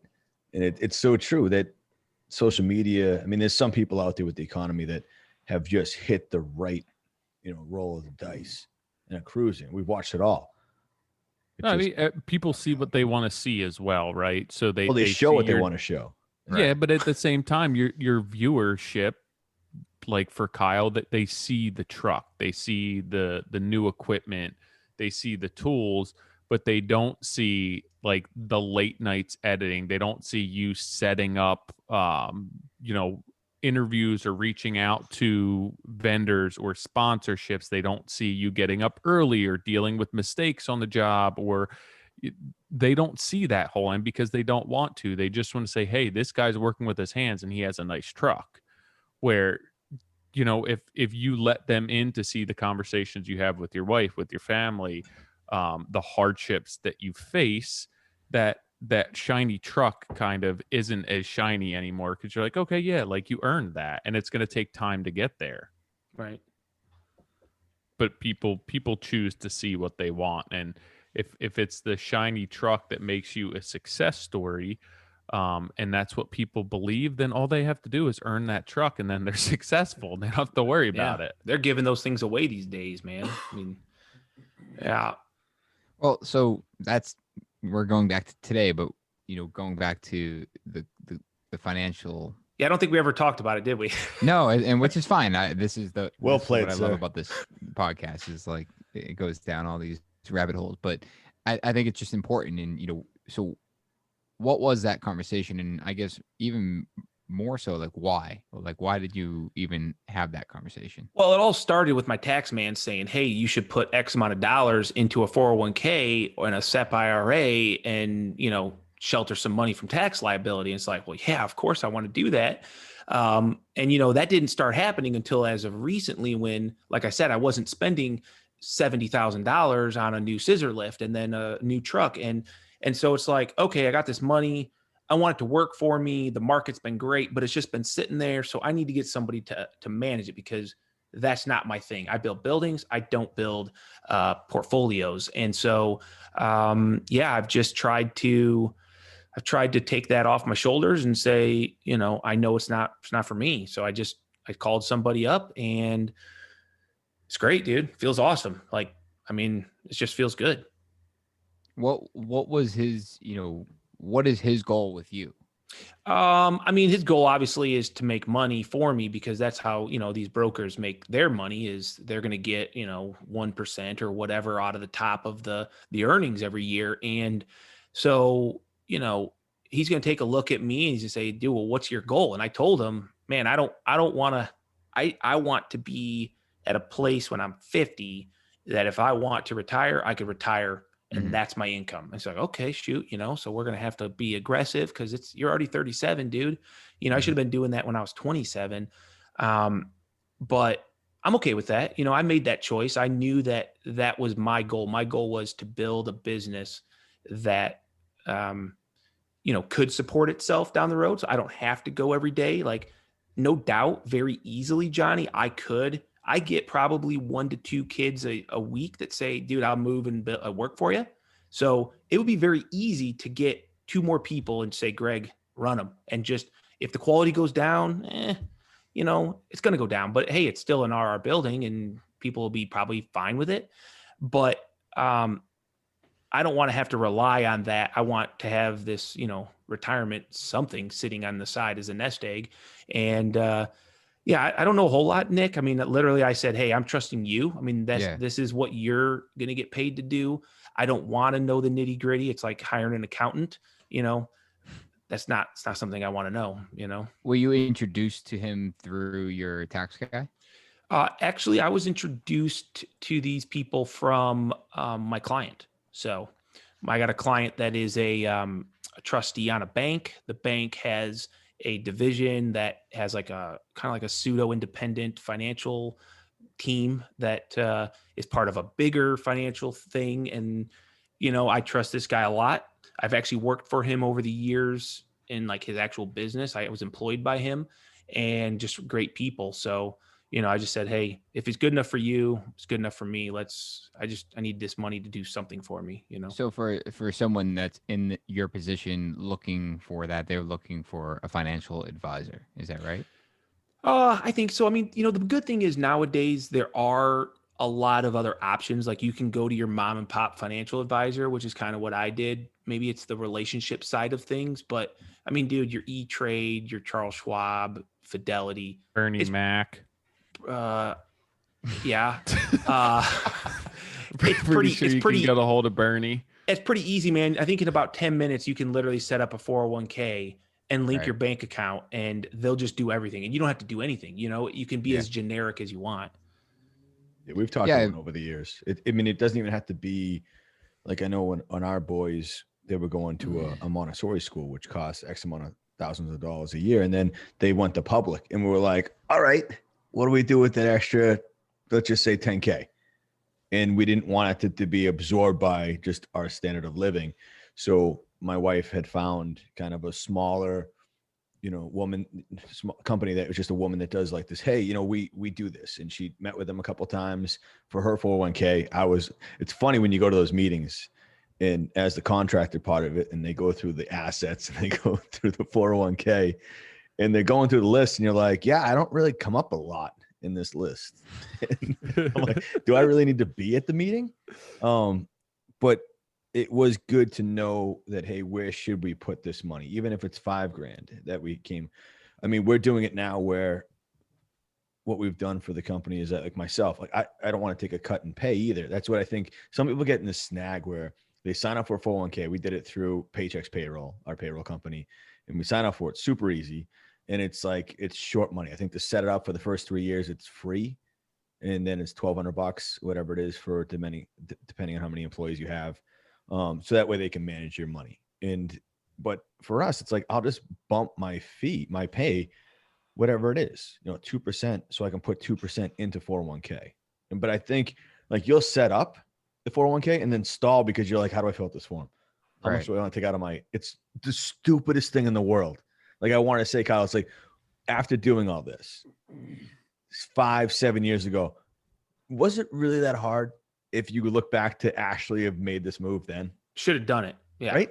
100%. And it wasn't like you didn't have to have this windfall of money to do so. Here's like buying a house it's like buying a house for the first time. This is so overwhelming as to how to do this. And then you like get an attorney, you get in a realtor, and they walk you through everything. And you're like, oh yeah, I could do that again. It's just you don't know until you do it. How about starting a business? I mean, how many times has someone asked you guys, how do you start a business? It's like, it seems overwhelming and scary, but literally you could do it tomorrow and be operating the next day, no problem. I mean, it's just once you go through that process, it's easy, like anything. I just don't know why we all. I'm not saying I haven't done it. Like I have admitted that I had one in the beginning with my old company, and then it's like when you were telling the story, Kyle, it's like, why wouldn't after you sold this, did that? It's like, all right, I'm gonna put not the whole amount back. I'm just gonna put the little bit in, because that's the whole beauty of the 401k is you just siphon off a little bit of your money, and boom, it's like you do it for Dunkin' Donuts, Starbucks, what cigarette, I don't know, whatever it is.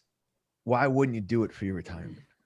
Yeah, I mean, even finding somebody who you want, it's just like if somebody goes to find a contractor, ask somebody you trust, like ask somebody who's older than you, who they use, interview some people and see if it works. And if it doesn't work, move on to the next one. But I know that that's what we did is we asked Rachel's parents, and then we got some suggestions from other people, and then we found who was a good fit. And I don't know anything about it. If they're doing enough, we make some money each year, and I don't feel like we're getting ripped off or anything like that, and that works for us. So it's just ask for help. Ask somebody who has their money invested what to do. I just joke and go, put everything on Apple. Yeah, yeah. It's all Rachel's money anyway. Same.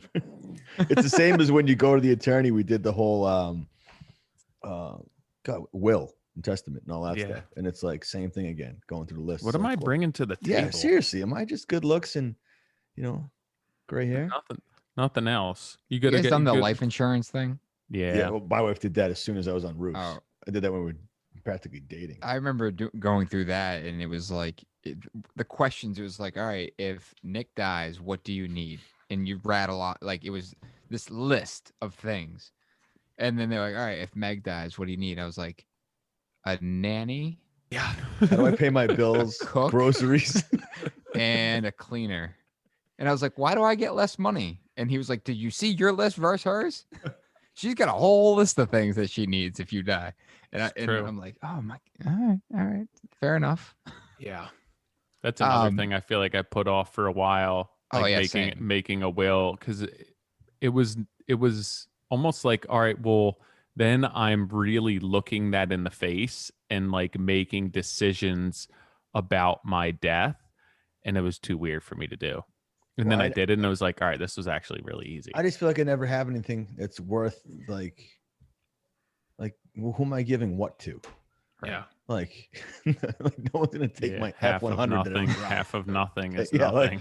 So I think thank God for my wife. It's just she puts it all in perspective that dial it all in. But there is, even though I had no part in putting it together and I went there just to sign stuff, it was worth it, and it did give you a sense of security that I have a 13-year-old son. It's like how is this what's the end game? I know we don't want to talk about it, but I got to have some sort of a clue, because the day-to-day, we're all focusing on our business and we're all improving, and that can get, that can shadow out everything else that you're trying to work on.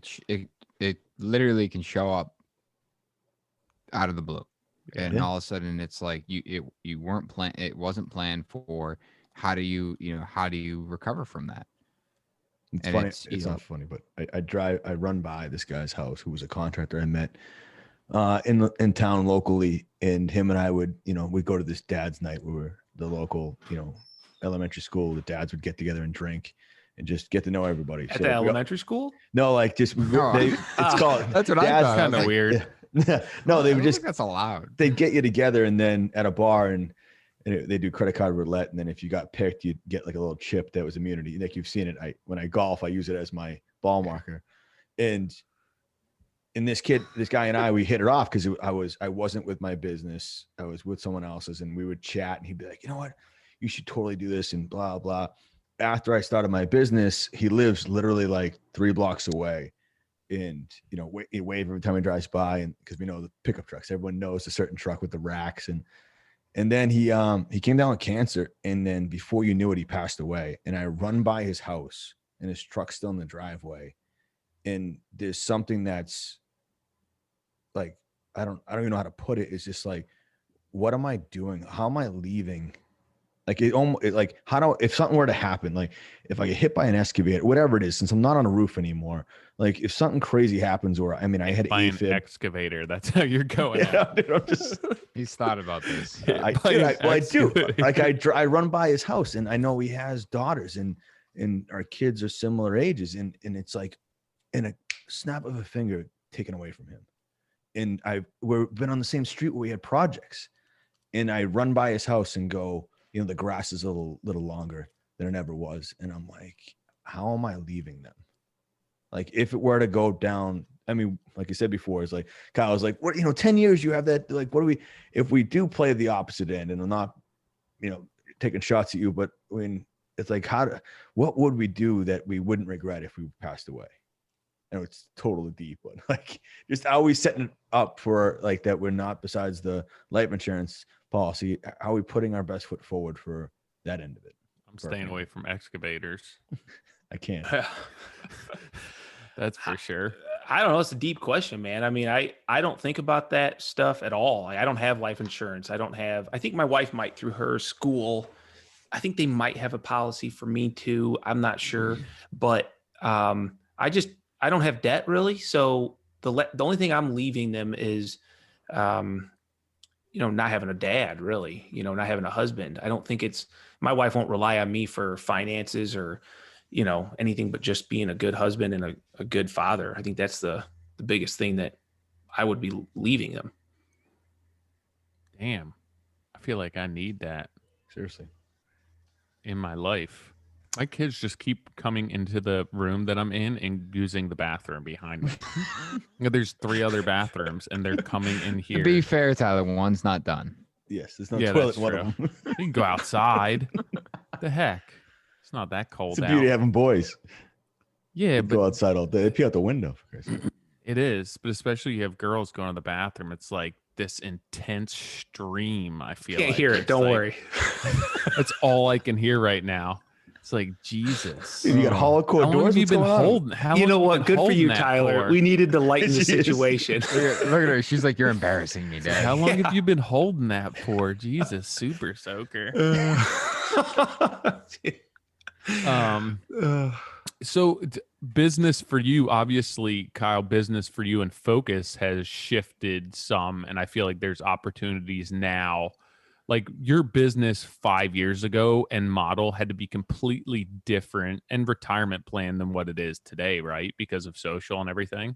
Yes and no. I mean, 5 years ago, my goal was to be, so I always tell the story. There was a guy that built houses in my area at Jacobs Builders, and they were known for taking on like 4 houses a year. You signed up and they took 4 houses. And if you didn't, they put you on the next year. And that's all they did. Didn't matter if it took them only 8 months, they just did 4 houses. But they did high end, people were like, I need Jacobs Builders. And my goal was always to be the Jacobs Builders of post frame. It was kind of like, I'm going to do 10, 12, 15 a year, but people had to have us do their building. And so that was my goal then. And nothing's changed. The only difference is I don't want to say I've hit that spot, but it used to be I searched for jobs. Now I try to figure out how to tell people no, and that's harder. I liked finding work. I liked the like that race, that kind of like, oh my God, dude, I've only got 2 jobs in the queue. What am I going to do? And you're aggressive. When you get to the top of, maybe that chain where people are coming to you, you honestly, you lose your hunger a little bit on that side of things, because it's like, I don't want to do that one. I'll just wait till the next one, and I don't want to be like that, but it's hard not to. Yeah, I feel like it's always, that's more appetizing when you're not in that position as well. Like looking back on that, like I miss having that hunger. But then you ask your wife about it. We're like, oh, when you didn't have work, you didn't have enough jobs for it. Like you were a maniac trying to look for work, Right? when you're in it, in the stress and everything that brings on. But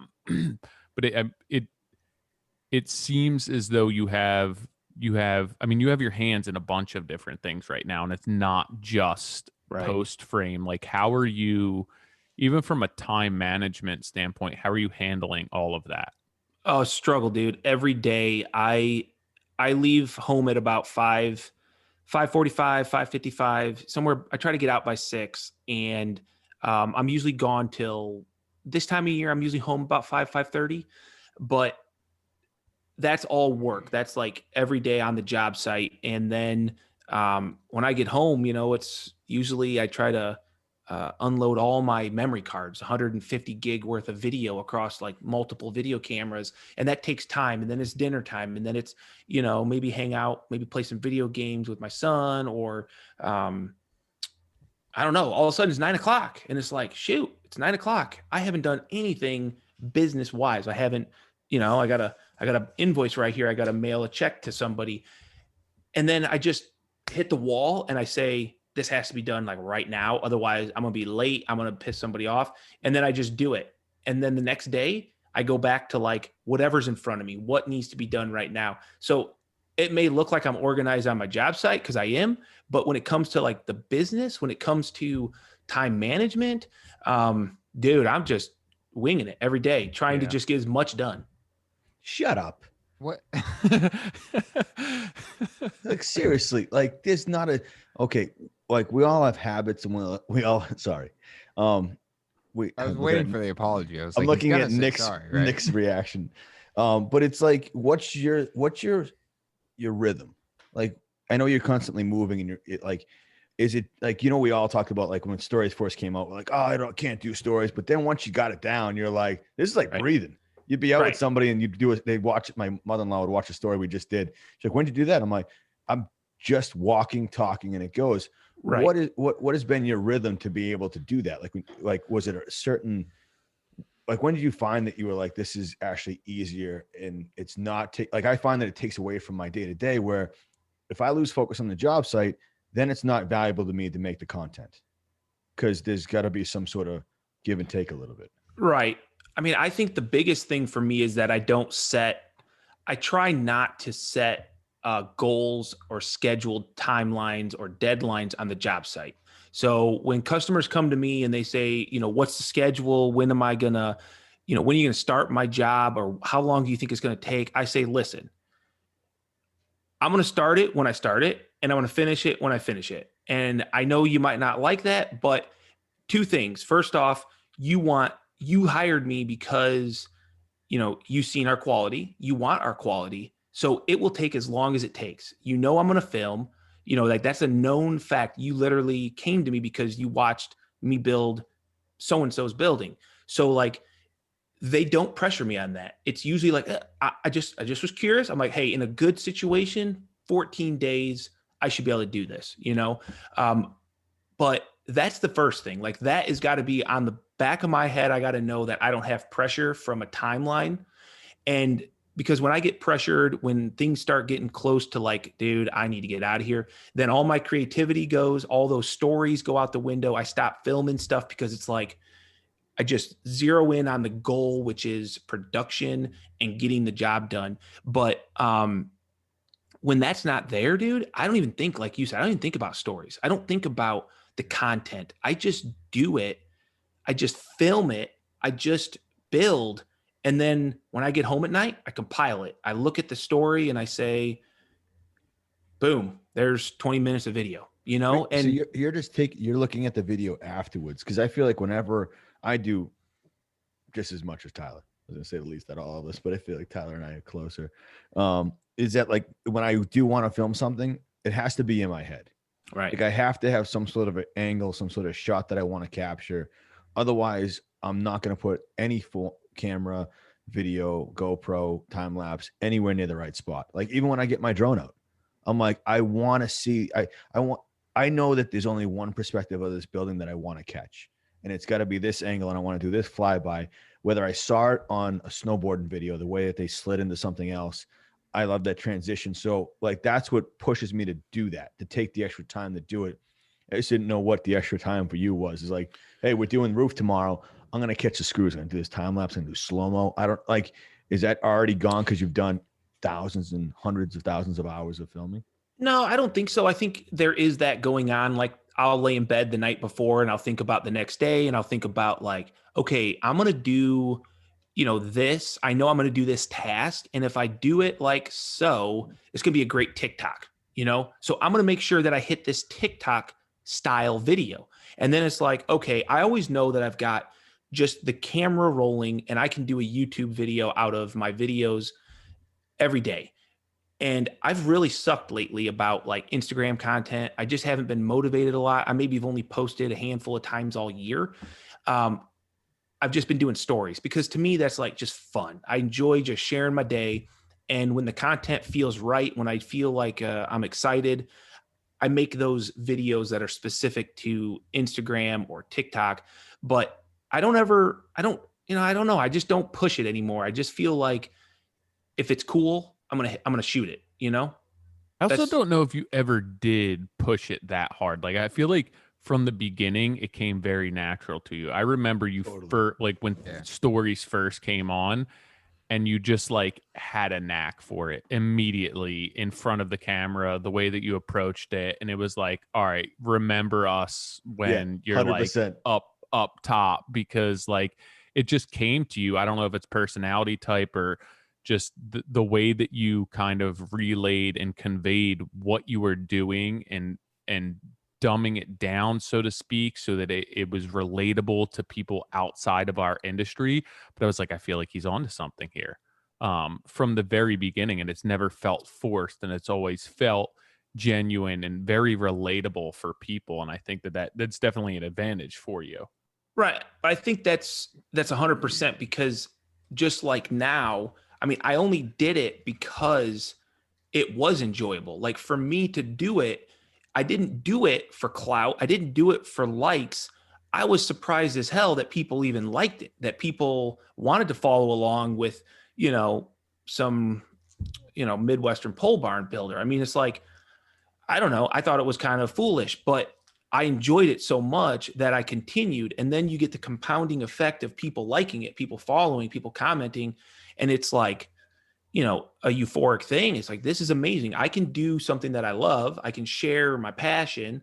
My wife has always told me I would make a horrible teacher. She's like, you would never be a teacher. You're the worst explainer in the world. I feel bad for Greg to have to work for you because you can't explain yourself out of a box, She's a hater.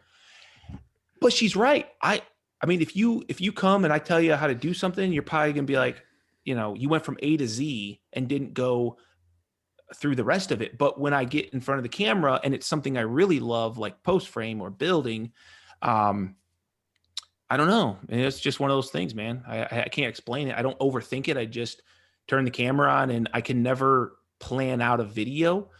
Brands are always like, hey, I need to know like, what's the video going to look like? Like, these are our things that we'd like to talk about. Like, can you get us like a storyboard? And it's like, no, yeah, you're not getting a story. I don't even make plans for my buildings, guys. Like I literally take a list of specs and I just build it, like that's just not the way my brain works. Dude, just building forts still.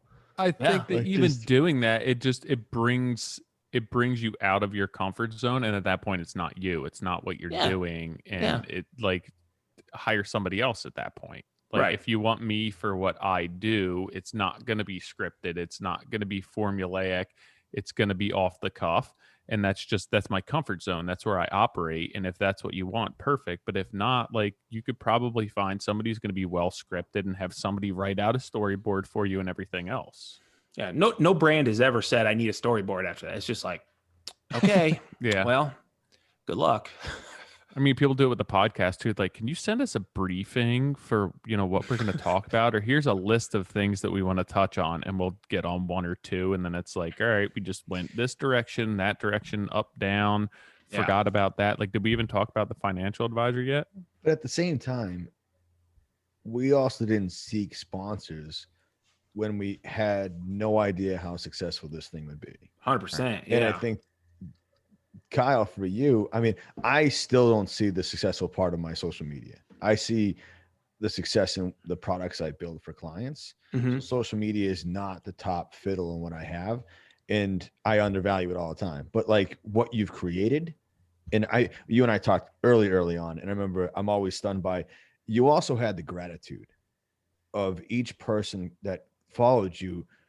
You had some, I know you don't admit it, but crazy amount of time management that you would then DM people back when they followed you. I remember I tried it for a weekend. I was taking notes, trying to hit people back, and then I got into conversations that I didn't know where they were going to go, and I didn't know how to do this. It's like, oh, you answered. Let me just unload on you. Yeah, and it just, I felt like the guy at the Packy where everyone's talking to them when they get a scratch ticket, and I was like, I didn't want to do that part of this. I wanted to say thank you, and it showed me the person that you are.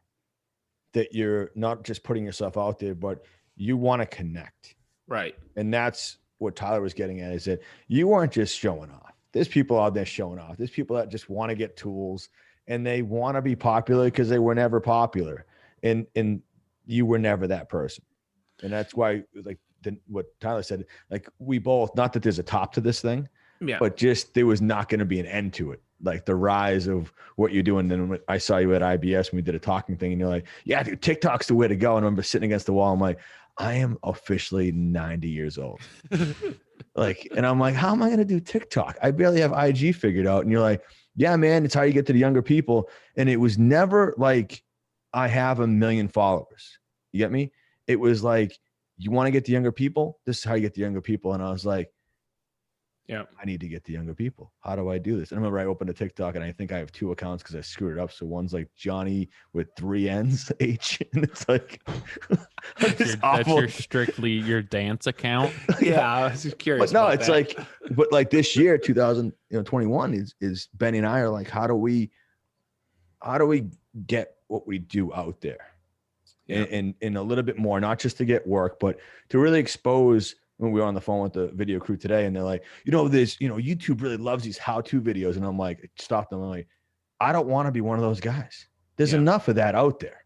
Right. And I'm not taking away from what you do. Like the way I've watched that when you cut metal and you flip the snips around, and I'm like, yeah, I get that.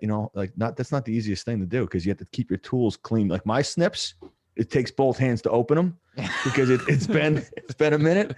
So I get that part of it, but it's like, I don't want to be part of that because I don't want to be popular. I want to just capture what we do. And I said, if it gets 1,000 views, I could care less. It's just, if we can, there's again, me going dark again, 2 for 2. What if I die? No, but there's the girl, Jessie, she was on like those mechanic garage shows. Yeah. And all that. And she passed away a couple years ago. Yep. I love the fact that you can still go to her IG and she's still there. So there's that person that legacy, man. But that personality can still have an impact. Yeah. And it's like maybe there was something I loved about her style, and I can still go to that. 10 years ago, that was just gone. And look at Larry Hahn, dude. Yeah. Right. I mean, how long's he been gone? And people still, or how long's he been gone from framing? And it's still watch that video of Larry hand bang those 16 penny slicks. I mean, that's what I want. I want a legacy, and I want to be able to leave a lasting impression on people in a positive way. And you couldn't do that before unless you somehow got into showbiz and, got a lucky break. And it's like, even then you had to sell your whole like ideology and what you thought was right just to make a producer happy or whatever. Now it's like, man, you can leave your legacy, Johnny, and people will see it forever, man. You can produce your own thing, your life. You can put it on there and script it, and you don't have to be good at it. It's just you. Yep. And how you evolve is, well, there's so many people I talk to, and they're like, what do I do about social media? I'm like, just tell your story. Make it your own personal timeline. And if people follow along, that's a bonus. Yep. But I think that is key. And it just, I don't know how we went down this rabbit hole, but it's like I would love to be able to create a video and capture the ambiance of what we do. Not just, hey, we build this amazing thing with an amazing budget and we're on the East Coast, so architecture is valued and everyone's got an architect. It's how do you get there? How do you make those right calls? And how do you weigh the options before you get to that, critical point where you're like, screw it. What's on the shelf? Let me just take it. Because that's what happens on almost so many. I drive by builds and I'm like, I know how they got there. Whether it was the architect or wherever they bought the lumber from, someone pushed them into the easy road. But it's also like, it's not that hard to get to the good stuff. To your point, John, it's, we talk about this a lot, and your methodology behind capturing what you do, oftentimes, especially in our industry, is that we're pretty far along till we realize that we're on to something good. Meaning it's like you almost want the initial phone call. We've talked about that. It's like you almost want to capture like that when they call and they're like, hey, we want to hire you. And you're like, yeah, okay, whatever. And it's like this back and forth. And then all of a sudden, fast forward 8 months and you're building this amazing project. It's not even that. It's like you get the call and then you're a week in and you're like, it's like from, I forget what movie that's from, where they're dating. Like you had to wait 3 days. Swingers. Weekend at Bernie Mac. Swingers. No, Swingers. Yeah, were I like, saw that coming. When do you call the girl back? It's like you had to wait 3 days. But it's like when you get the right client and they're like, oh, we have this architect. And it's like, all right, it's been a week. When do I get the call? Like, do I call them? What do I do? So then you call like your architect buddy or your building buddy. So this is how the last conversation went. I emailed. Is it too much to then email again? Or do I text them? Do I keep it cash? And it's like, I would love to capture that part. Door. Yeah. Slide into their Hey, DMs, I sent you an man. email. 2 things. One, if you're listening to this and don't know who Kyle was referring to with Larry Hahn, you should definitely Google him or check it out on YouTube and go watch him hand nail stuff, cut stuff, the way that he lays things out. Rarely uses a tape measure. It's like a pencil, a hammer, and a belt with some nails and a skill saw. 2, I have a question for you, Kyle. What does your wife think of all of this, or is she just kind of doing her own thing? I think it's been like a journey. I think at first, it was probably not like the coolest thing. It was kind of like, all right, where's this going? Is Kyle gonna, go to California and film in a TV show? Is he gonna, because it was like I did the Jimmy DeResta thing, and then all these shows start popping up, and I'm traveling, and it's like, I didn't want that. She didn't want that. But I think it's at the point now where it's pretty cool. I think she's proud. I think she's, I know she's proud. She's very proud of what I've done, and the time I've spent has paid off, and it's, a benefit to our family. And she made the comment, which is kind of what I was going to bring up a little bit ago when we were talking about legacy, Johnny, is she made the comment to me. She'd been going through some old photos and like old hard drives. She's like, think of this. If our kids have kids and they go search grandpa up on the internet, think of all of the things that they're going to see and be able to watch your journey being me. Like, even if it's just for another year, even if I only do this for another year, you go back to the beginning of YouTube and watch who I was versus who I am now. I think that's a pretty cool thing to leave for that generation. I mean, right then I was just like, all right, that just gave me another level of motivation to continue this, because, some people, they fill out a book. Like, you have your grandparents fill out a book and it says, when I was 14 years old, gas cost, 10 cents. And this was my life. But, I've documented almost every day across the last 3.5 years. And anybody could watch that. I never thought about it that way. Well, it's like the photo album that your parents showed you. It's like, oh, this is, great grandma, great grandpa. And then they'd stop at that photo and then reminisce about that event.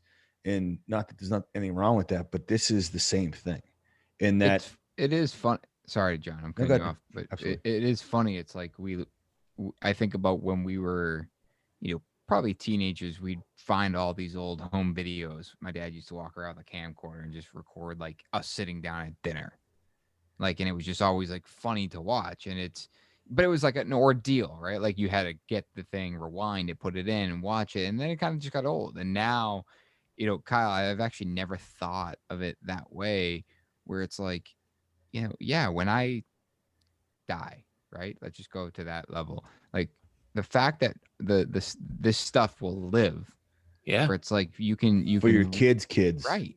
And their kids. And you like, hey, that was my dad, that was my grandfather, and it's Or Greg, always gonna be that on the internet,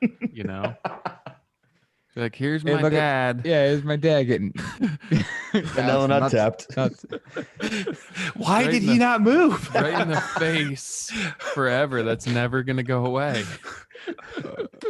Here's Uncle Greg. Yeah, but Nick, it's even further than that. It's all the people Well, that can you're find right. it. It's not just family. It is. It's like I've never, you're talking about Larry Hahn and how like his I don't know if popularity is the right, maybe popularity is the right word, but it's I don't think it's peaked. Like it's continuing to go up. Right. And it's everyone, like, I can't, I don't want to sound conceited by any means, but I know that what we do with this podcast and what we do with social media in general, it's like we inspire a lot. And on the flip side, like I'm inspired a lot by a lot of people. We are inspiring each other. We're constantly making each other better. Like we've talked about that earlier in this episode, is like Kyle post Barnes wouldn't have been as fun if you weren't, being driven to put a better product out. And the fact that at some point, like, I'm going to go away, but my story and the way I approach things and how I did things can continue to inspire, that's really cool. Mhm. And, I don't really know how else to describe it. And, obviously Jesse's a perfect example, John, where it's like, thankfully, there's not this influx of people that have passed away that have left something like that. Yeah, but she left too early, so it was a little. Of course, it was obvious. but and it's yeah. there's going to be this moment in time when we're older, hopefully, is that a lot of us will pass away, and there's going to be this content that just is left. It's like, hey, now there's this, like, if Instagram just becomes this thing that lays dormant, it's like, guys, you got to go on Instagram. Like there's this whole group of people that lived in the 2020s that produced all this cool stuff. You got to Yeah. check it out. Yeah. That's weird to think about. It's very weird, dude. Yeah. And I think the craziest thing is, like, or not crazy, but like my thought is always create content that is evergreen. The Larry Hahn content. It's like, if you really want, Johnny, your legacy, when you're gone or whatever, to go, like, who cares about the followers? When you create content that is evergreen, that people will always find value in, it doesn't have to even be enjoyed by you and your peers right now. It will be here. The internet is not going anywhere. The content's not going anywhere. I mean, it's a good and a bad thing about the internet. You don't want to mess up and have a video of you streaking across the courtyard in college, because it's not going anywhere, or get dunked on. And I know that's what Tyler's thinking about. But on the flip side, man, you can produce some stuff that's going to help people, and it's going to be there forever. Yeah, I'm with you. I think it's like artists, their work is never valued till they've passed away, and some of that has to. This is the darkest podcast we've ever had, with the most upbeat guy we've ever had, with energy and everything. But it's so true. Is that if you're gonna, some of the things I say to guys, that some of the people I work with, that I think Paulie from Wood Theory is one of the best people I have that I can use as reference. Is that all the time is like, I don't need to be on social. And it's like, bro, why is this between you, me, and the client on this site that knows about this person, your personality, your execution, your level of detail, and just how you flow through this build, and your attitude, and it should be spread out to more people. It will do better, not just for your business and everything else. It just, you will be doing good. If we talk about karma, it's like, I'm putting out something that's going to help someone regardless. And Paulie's now turning around and trying to do more of it because he's got a kid in the shop. and it's great. I love watching his stuff. Like he's just a goof in how he does it, and it's not about how he looks and cleaned up. It's about what he's leaving there, and it's and if more people are inspired, and it's just I would love to be able to. I think that's why we started this, Nick. Is that our goal was to get this in high schools, was to get our energy, our passion into high schools, so that way. I would hate to be in front of an assembly, but that someone in that assembly leaves and goes, Mom and Dad, you're not going to believe who I met today. And maybe that, since it doesn't happen now, we can't do our school tour we've always talked about. Maybe it has to be found through social media or this podcast. That's what I really think about. That's just like what Spencer had posted from Insider Carpentry, I don't know, a month or so ago, at the amount of people that he's basically taught certain tasks or taught what he does versus how much time he'd have to spend in front of a classroom. Like Kyle's reach right now is so much greater than walking around or going through schools to teach people. Like he has the ability to touch however many millions of people without ever stepping foot outside of where he lives, which is it's insane. And it's on their terms and not in a conference room or an auditorium where people kind of get disconnected. It's funny, John, like you just made a reference to artists and how they're not typically valued until they pass away. And recently, and I was just trying to look up his account because I wish I could remember his name, but Bernie Mac.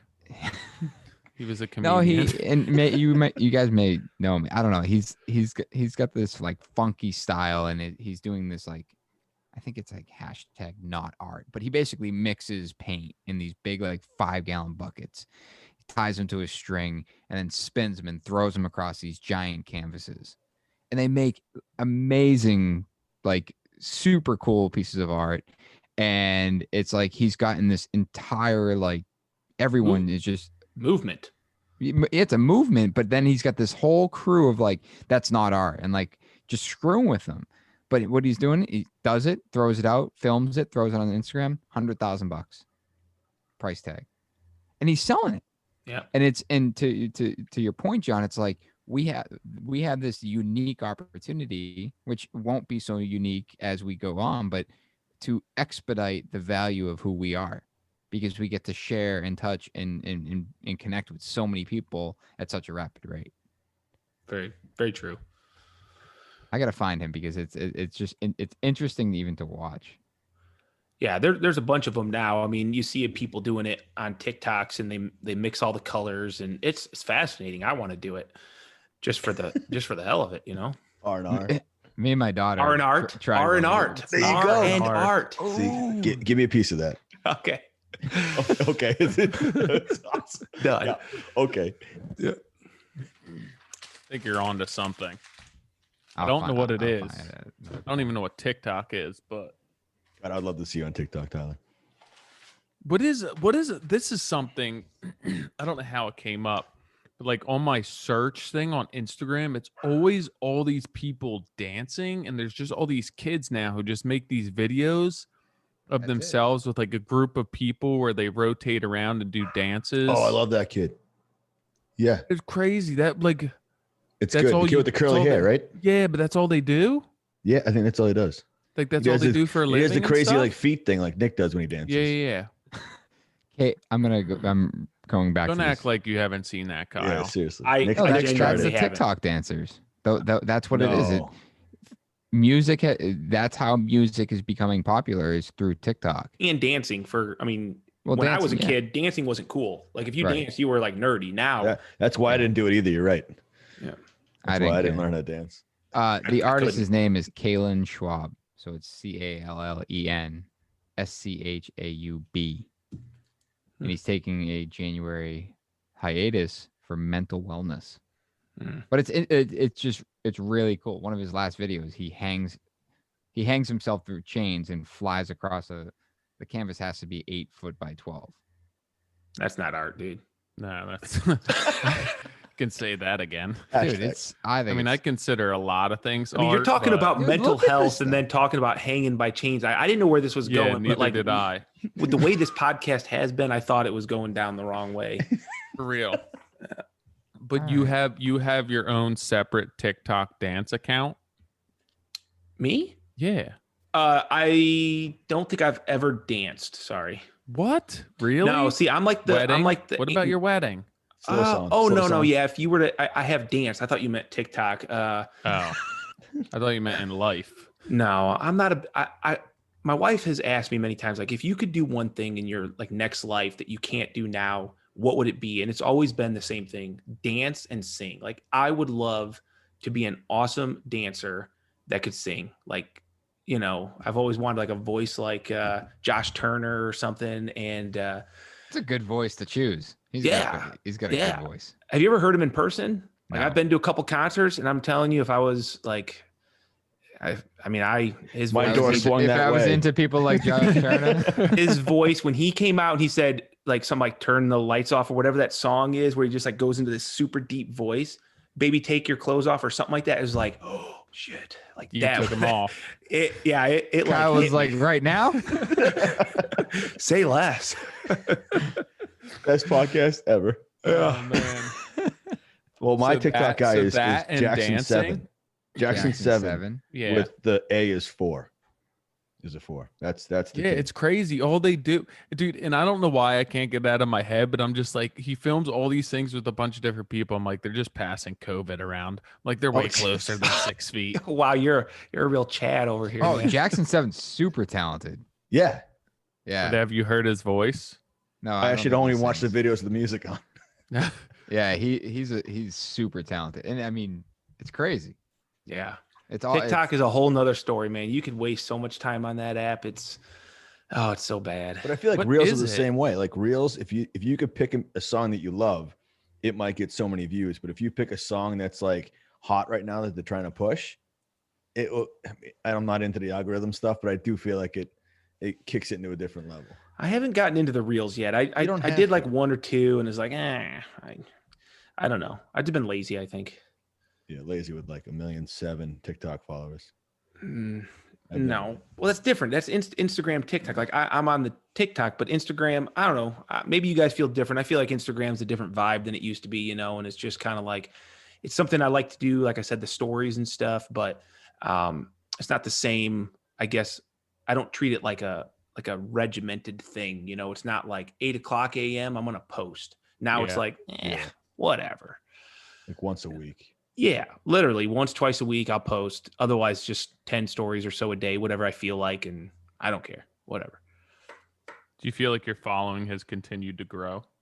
Yeah, I mean, there's times where it's like, shit, I just picked up 5,000 followers. And other times where it's like, I haven't looked at it in a month. You know, like I guess I don't know. You know, I guess I would be curious what my graph looks like if there was this lull this last year, because I really took it kind of off my radar. You know, it's not the goal.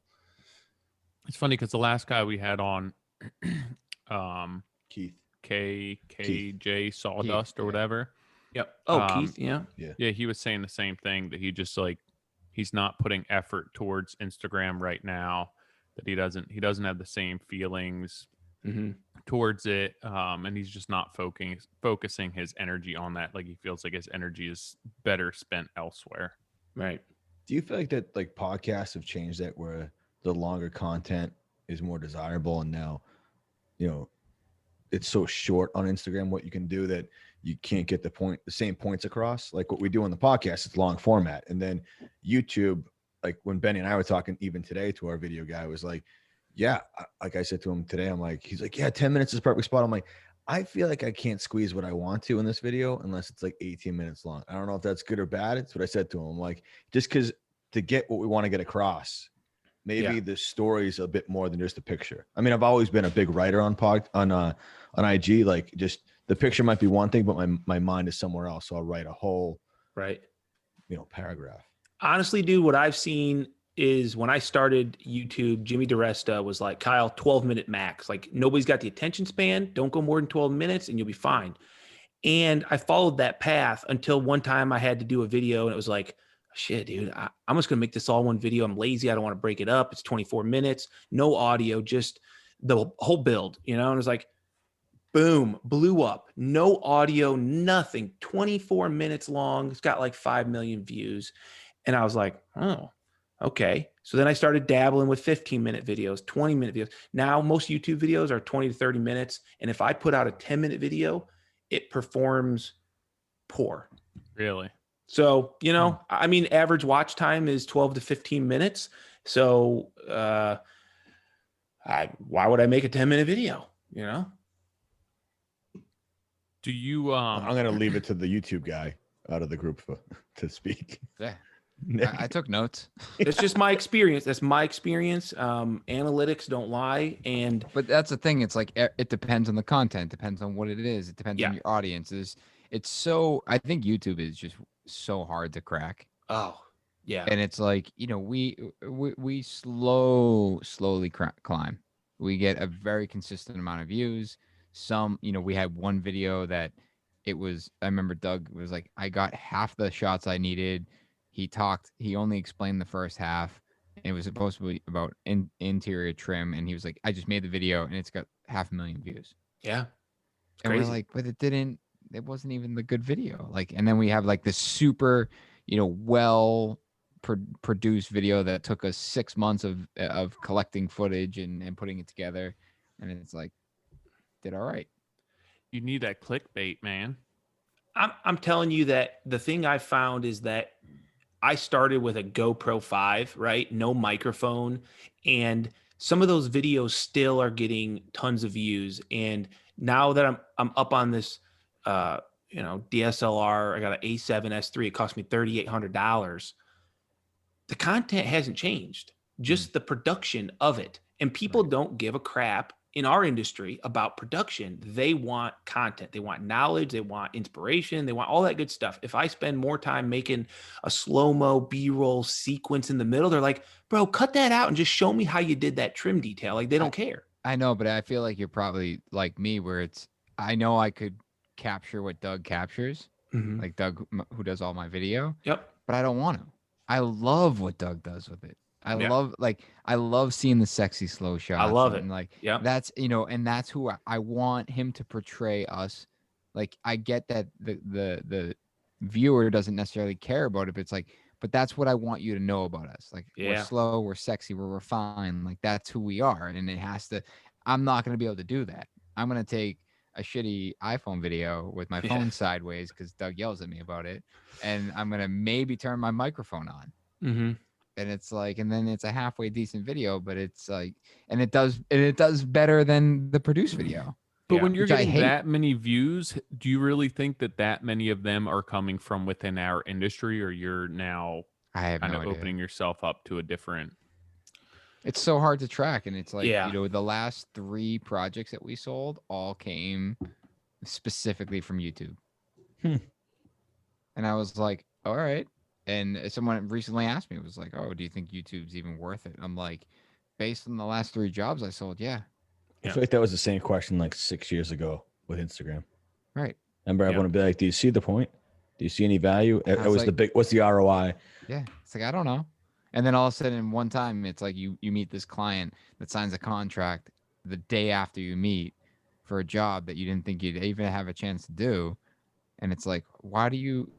It's like, I've seen your videos. I said the same thing. We just met a client on the phone that lives in LA, and they're moving out here, and they're like, yeah, saw your stuff on IG. We got to build it. And I was like, this is like now 2 weeks later. And I was like, can I meet your husband since he already flew out here? And they're like, why? I'm like, I kind of got to meet somebody face to face before we do this. And I know your bank account's wiring me money, but I was just like, can we, this isn't how I operate. I want to know that, like, I want to know that I'm getting in the right relationship. Yeah, that you're not psycho. Yeah, I didn't say that, but it was like, you're can not we just catfishing me on the internet right now? Then I meet him and he's like, yeah, you know, we could just live in this. Probably the wrong way to start the meeting. And I'm like, wow.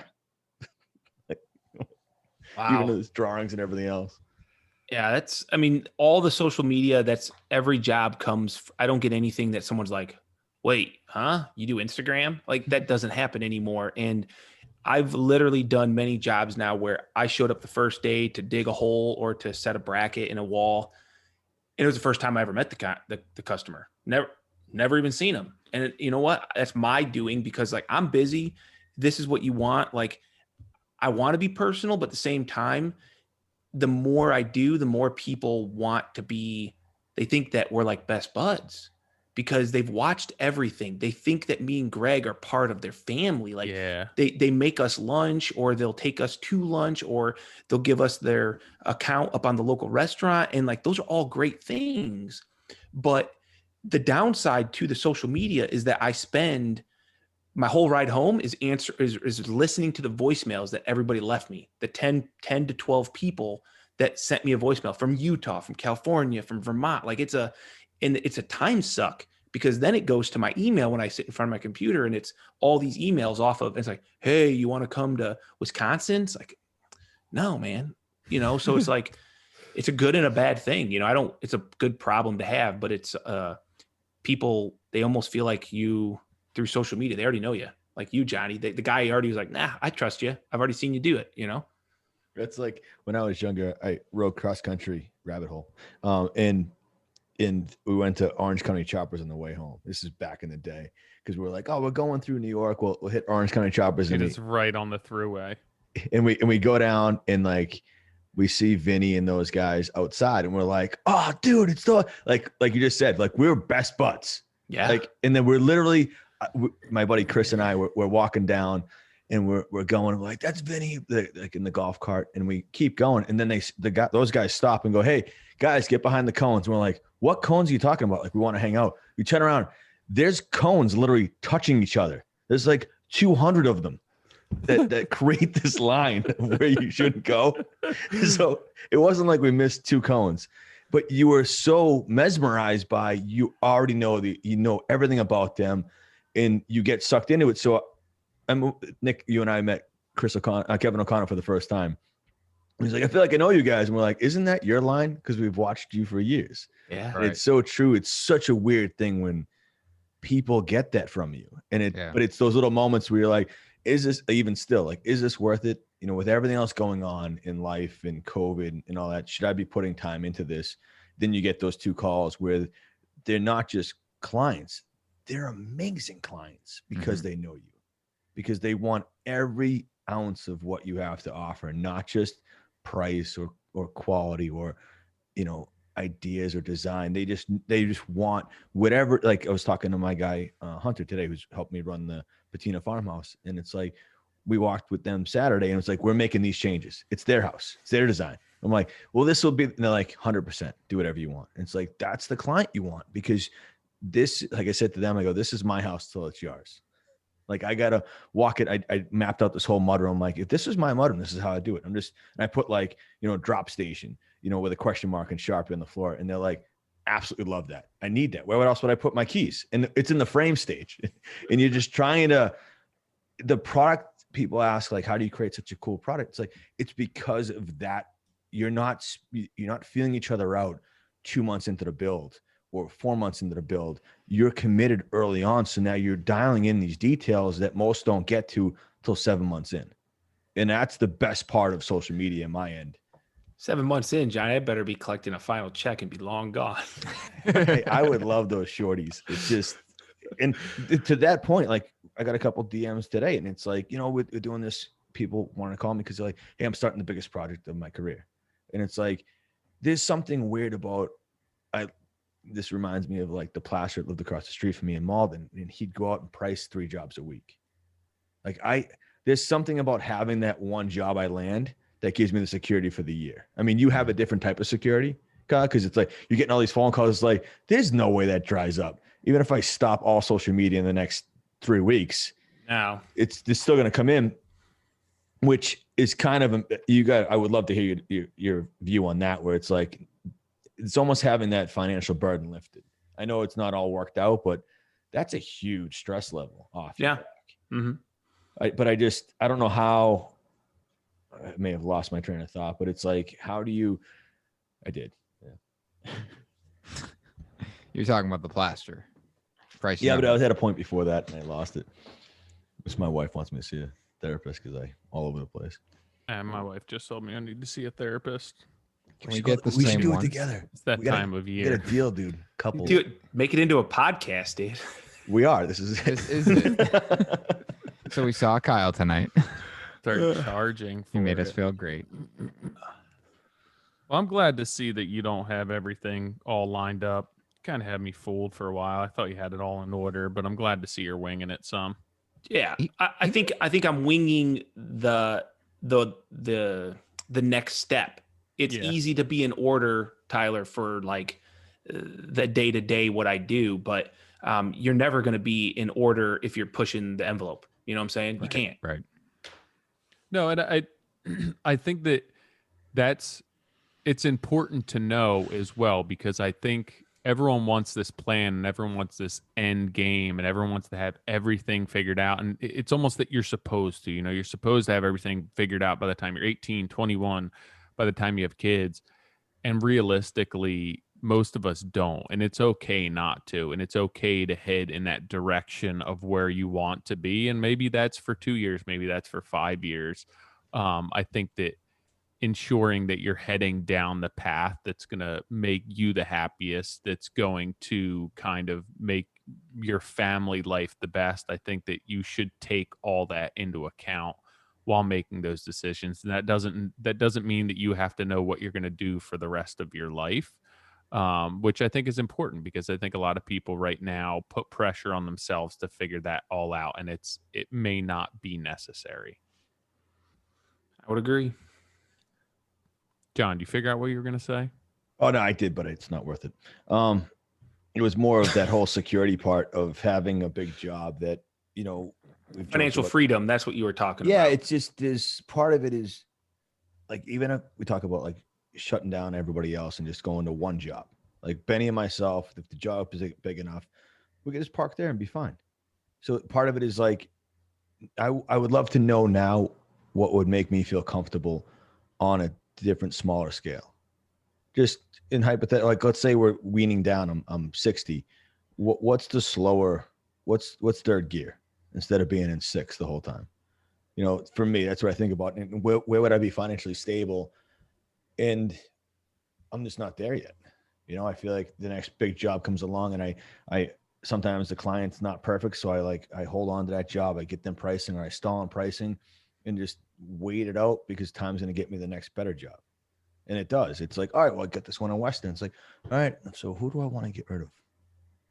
And it's like, so when are you comfortable? Will it ever be that way? Or am I always just looking for the next cool thing? And it's painful. Hopefully you continue to keep looking for the next cool thing, Johnny. I know. That's what makes it fun. Yep. I think. But which one's going to bring from the business coach end of it? Like our parents, like my mom, like when I was doing all that flying around, like, what's this do for you? Like, what's this going to do for you flying around all over? When are we going to have Mrs. Hourihan on? I thought about that. Last name? Yeah. When are we going to have her on the podcast? Oh, That'd be amazing. She'd be like, what are we doing this for? But she has to be in the same room as you. Well, you guys did the wives, or didn't you? Yeah. Well, we did 2 out of 3. Yeah, you just got to do the moms now. Yeah. I mean, I'm definitely not having my mom on. I mean, you guys can, just don't admit that she's my mom. But dude, my mom is sending us like my whole family a group text message saying, I don't know how you guys feel about this vaccination, but I figured maybe you should watch this video. It's like, why are you sending that to my entire family on a group text message? And it's like an hour long. Like, what are you doing? Why would you even send that? Why? Let everyone make their own decision. Like 5 what minutes they want later, to it's like, hey, did anyone watch that? It's like, hold on, I got 55 minutes left to watch. Yeah. Needless to say, if I'm a smartass, my brothers are all like 10 times more of a smartass. So then the next hour is just memes sent back and forth between like my 3 brothers, my mom, and then the wives in the group. And I'm like, you shouldn't have even opened yourself up to that. And then Rachel's texting me, how do I get off of this group text on the side?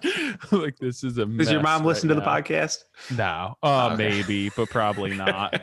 My mother-in-law does. She would know though. Really? Yeah, because I talked to my mom, and my mom was like, Carol, bring her too. Carol's like, you should listen to the podcast. And I was like, what did I say about my mom? I forget what it was, but she's like, my mom's like, how do I even listen to that? But she's always giving me shit. When I was flying around, she's like, how does this help your business? You need to be home focused on the business. And I'm like, those are the best conversations when I'm trying to defend my actions to my mom, who only has the best interest in my life. Right. It's like, no, ma, this is Especially when you're having a really okay day. When the day is like, not going so well. those are every week. Yeah. Kyle, Yeah, what do you think is for your kids? How old are they? 10 and 13.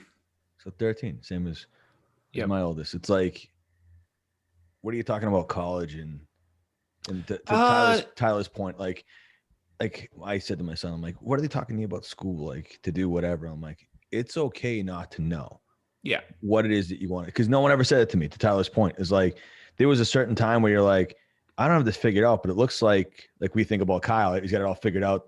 Every time I see his equipment, it's always clean. It's like, dude, come on. And then it's like, so how do you? And even in school, it's like, oh, all these people have it together. There's this almost.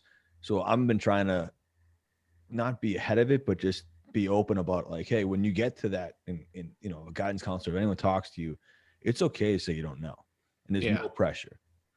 Yeah, I just tell my kids. I mean, typically my son, because we talk about it more. My daughter hasn't really entertained it yet. She thinks she's going to college, but my son's like, I don't know if I want to. I want to go be a welder. I want to go do. He's had a ton of different ideas, but it's all like trade school. He really wants to work with his hands, not necessarily in the building trades. I mean, he's come with me a couple days to the job site, and I just say, dude, don't worry about it. Like, literally, whatever fuels your heart, like that's what you will follow at the time, and I'll be prepared to help you get through that and support you, my wife and I. And I mean, I'm not going to let him take an easy stroll and not do anything. Like, that's not the goal. But I'm not going to start coaching him right now that he's going to college, because that's what I got. My dad and mom neither went to college. Then my dad got his degree when he turned 50. I think he got his degree finally. And it was just always known that we were going to college. I'm not using it, but at the same time, it was a great experience, so I wouldn't take it back. But I'm not going to coach my kids into thinking that's what they're going to do. They're going to do whatever they want. You know what's crazy is that for hockey is most colleges won't take a kid straight out of high school anymore. They did when I was in high school. I was young, but it was a waste of a year for me to kind of understand what's going on, the speed of the game, all that stuff for hockey. And now it's funny how colleges won't take an athlete because they recognize that they're not, gain enough weight, haven't adjusted enough, and they need an adjustment period for the sports end of it. Yeah. But academically, they'll take them regardless. Yeah. And it's kind of crazy to think about what is the system that everyone's going down like cattle for what? Just to grab that debt? Because it's, I don't know. It's business, man. I know, but but think about this. It's the same organization, just a different arm of it for sports. And the coaches are like, this is a waste having a kid come on, unless they're immensely talented. Like, they recognize it there. And because that's their investment at that point, right? Like, they're investing money in that kid. So I feel like they get a greater return. It's just a scholarship. It's not even a scholarship. It's just a financial aid package. They can't give money. But you think. Yeah, maybe it was. I didn't get anything at D3. I got some free shoes, I think, because there was, always a Nike rep around. But yeah, there was no money going D3 in my school, at least. What are you doing? Pole barns? What's that? In college? Pole vault. Basketball. Oh, pole vault. Pole vault. Yeah. I went from a long skinny pole to long fat poles. This is now. Clip it, Chad. That is the clip.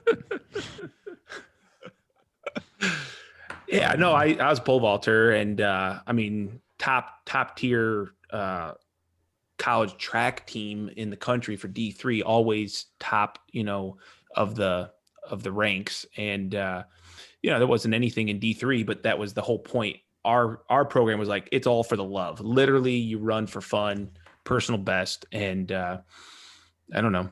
But you're right, dude. Everybody's like, it's a thing if you say I was a true freshman. Like, I did this as a true freshman in athletics now. It's just unheard of almost. Everybody redshirts if you're good. Mm-hmm. Well, they won't even look at you. You have to go to a junior program for hockey. And it just, why wouldn't that be okay? Yeah. Like, there's actually got a bunch of emails One was from even a past client we built the house for like 5 or 6 years ago, from her son who wants to work with us this summer. And I was like, yeah, man, like we built their house, and maybe, just maybe, what I did at that build, and he saw it, or caught wind of it, that he still caught that. That's 7 years ago. That's He crazy. Still Awesome. caught it. And so I'm hoping that, and I mean, that's one of the things is we talk about Oops, sorry. I hit a Finance. button. financial stability, but it's also, I would love to be able to have the business in a spot where I have enough time where I feel like we bring people on, even employees we have now, and I don't devote enough time to them to put them under my wing. And I don't want to take on that person and somehow scar them for this industry where, it's going to be great. It's going to be cool. You see all this stuff, but yet, remember people DM me, even people that live around here, and it's like, can I pay to shadow you for a day? It's like, bro, it ain't that good. No. It's not even close. Like, you don't want to see me in my truck just going, really? And just dealing with every issue. And then knowing the next phone call is going to be, just get to it. And I have them on mute. Just get to it. And just, Yeah, it's not as cool as it always appears. no, And but that's why we're somebody going to quit go once to YouTube. because they said that they thought it was going to be a lot easier. Again, we saw all the finished pictures and everything else. We just thought it was going to be a lot easier. I was like, nah, it's pretty much a shit show Yeah. from 8 in the morning till 6 every day. I can guarantee you would not want to. I mean, Greg is a saint. I mean, I think I'm probably a horrible person to work for. I don't, that's one of the reasons I don't want to hire any more people. Like, I just know me. And yeah, I think that what people see is not what it is for anybody, really. That's why you don't want to hire people? Really? One of the reasons, I don't want to train. I don't want to take the time to train. I don't want to take away from where my trajectory is going right now. So that's like probably the number two reason, Well, Yeah. either way, whatever you and I talked about like 3 or 4 years ago, Yep. you've made the right path. I think so far. Yeah. So Where far. like I was like, what about this? What about and now you're just cruising where between social media and did you ever? I mean, there's no way you had an idea that there'd be this Now, incentive for social media beyond goals and making a difference. aspirations, but I never even knew there was income potential. Yeah. I mean, I never knew that any of that stuff. It was just like, I don't know. I mean, why the hell did I put myself through it for the last couple of years to get to this point? I don't know. Would I do it again? Probably, probably. It's really enjoyable, but I don't know. How the heck does anybody know? Do you think, Elon Musk knew he's going to freaking land rockets by themselves on the middle of floating pads in the ocean? That wasn't his goal. He didn't know that was going to happen. But if you Well, I think don't his put mom- yourself out there, His mom what's was that? just interviewed, and she said he's going to be like some crazy. Like, she saw it when he was like 4, that he was either going to be in a basement, like quiet, not talking to anybody, or doing crazy things with science and energy Yeah. and all that. It's crazy. But no, I mean, I just, going back to the kids thing, it's so tough to navigate this, where we're all taught. It's funny. I think our parents went through this thing where none of them went to college, and they were told that there's no way you're going to get a job without a college education. And now I worry that we're going through this thing where everyone's rebelling against college, because obviously there's many reasons why, but then there's also the fact that what's going to, like I've said it to some kids that are studying architecture, is like, do you even need to go to school for I know obviously you need a license, but like, why not go around the country after COVID and go hang with like Nick, some of the best architects we talk to? They'll take you as an intern. That would be way better than sitting in an auditorium with a bunch of people that this person's going through the motions. Right. It's the same as trade school. How many trade school people that you sitting there, it's like they're just going through the motions because they got a tenure, and no one's really loving that part of the career, because what are they getting? I would love to teach a trade school. I think it's probably just like builders. I mean, there's 1% of builders that are out there, you guys being some of them, that, are super passionate. And then there's 90% that they're just going through the motions. I mean, it's going to be the same as teachers. It's going to be the same in every industry, and unfortunately, dude, a lot of people go into the trades and get carpenters as bosses, as mentors that are going through the motions, and it perpetuates the same thing. I think I feel like I've said it before with people being successful. It's the same thing that Kyle's saying, that you're going to have those same people regardless of what they're doing, whether they're in the building industry, whether they're doctors, they're lawyers. I think that you're going to have that mix. And it gets to be teaming up with the right person. Like even to go and study architecture or go visit the country and see architecture, you're going to need to find somebody to work for eventually that's going to find that as a valuable asset to them. And there's people who don't want that. They want like the accolades, and they want the like regimented schooling and the academics behind them, which that's just the way that it is. That's how they want it. But what's the alternative personally, educational? If that's not it, but what I guess what I was trying to get to without cutting you off was college may not be the answer because of debt and all that, but education is definitely still a priority. So what are the options if you like you get me like I know a guy that does some YouTube stuff if you want to learn like some building techniques. No, but seriously, I mean, I think that's a viable option for people now. I mean, think about, you guys watched This Old House growing up, right? Like, yeah. I mean, I know I did. I literally watched it every weekend, and I would save it on my DVR as I got older, and I was sitting there feeding my kids, with a bottle. It was like, I'm watching all the episodes I got saved up. But that's how I was introduced to half the things I learned about remodeling. It's going to be no different, only it's not just This Old House now. It's literally guys like you that are showing every process of the build, and Right. guys like me who are showing all the tools and the tips. I mean, I think that education will not only be just a different form, but so much more available to kids that have the passion, because you're going to always have the kids with the passion. Now you're going to be able to give them a fast forward like course at their own pace at 15 years old or at 30 years old when they've given up on their last job, and it's like, I think it's always going to be education. It's just we're taking it out of the classroom and putting it in a different form. Yeah, and I think a lot of kids who struggle in the classroom setting are going to excel in that education in that form, because so many people, myself included, like I would much rather, like I always say I don't read, but then Rachel would be like, you were on, back when forums were popular, you'd be on forums like all hours of the night reading like technical articles, or I could Right. read like the technical specs on a product that I'm using and read it from start to finish and be super engaged.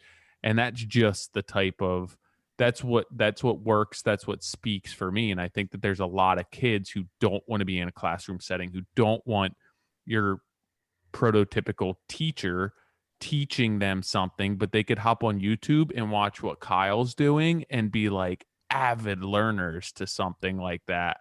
Right.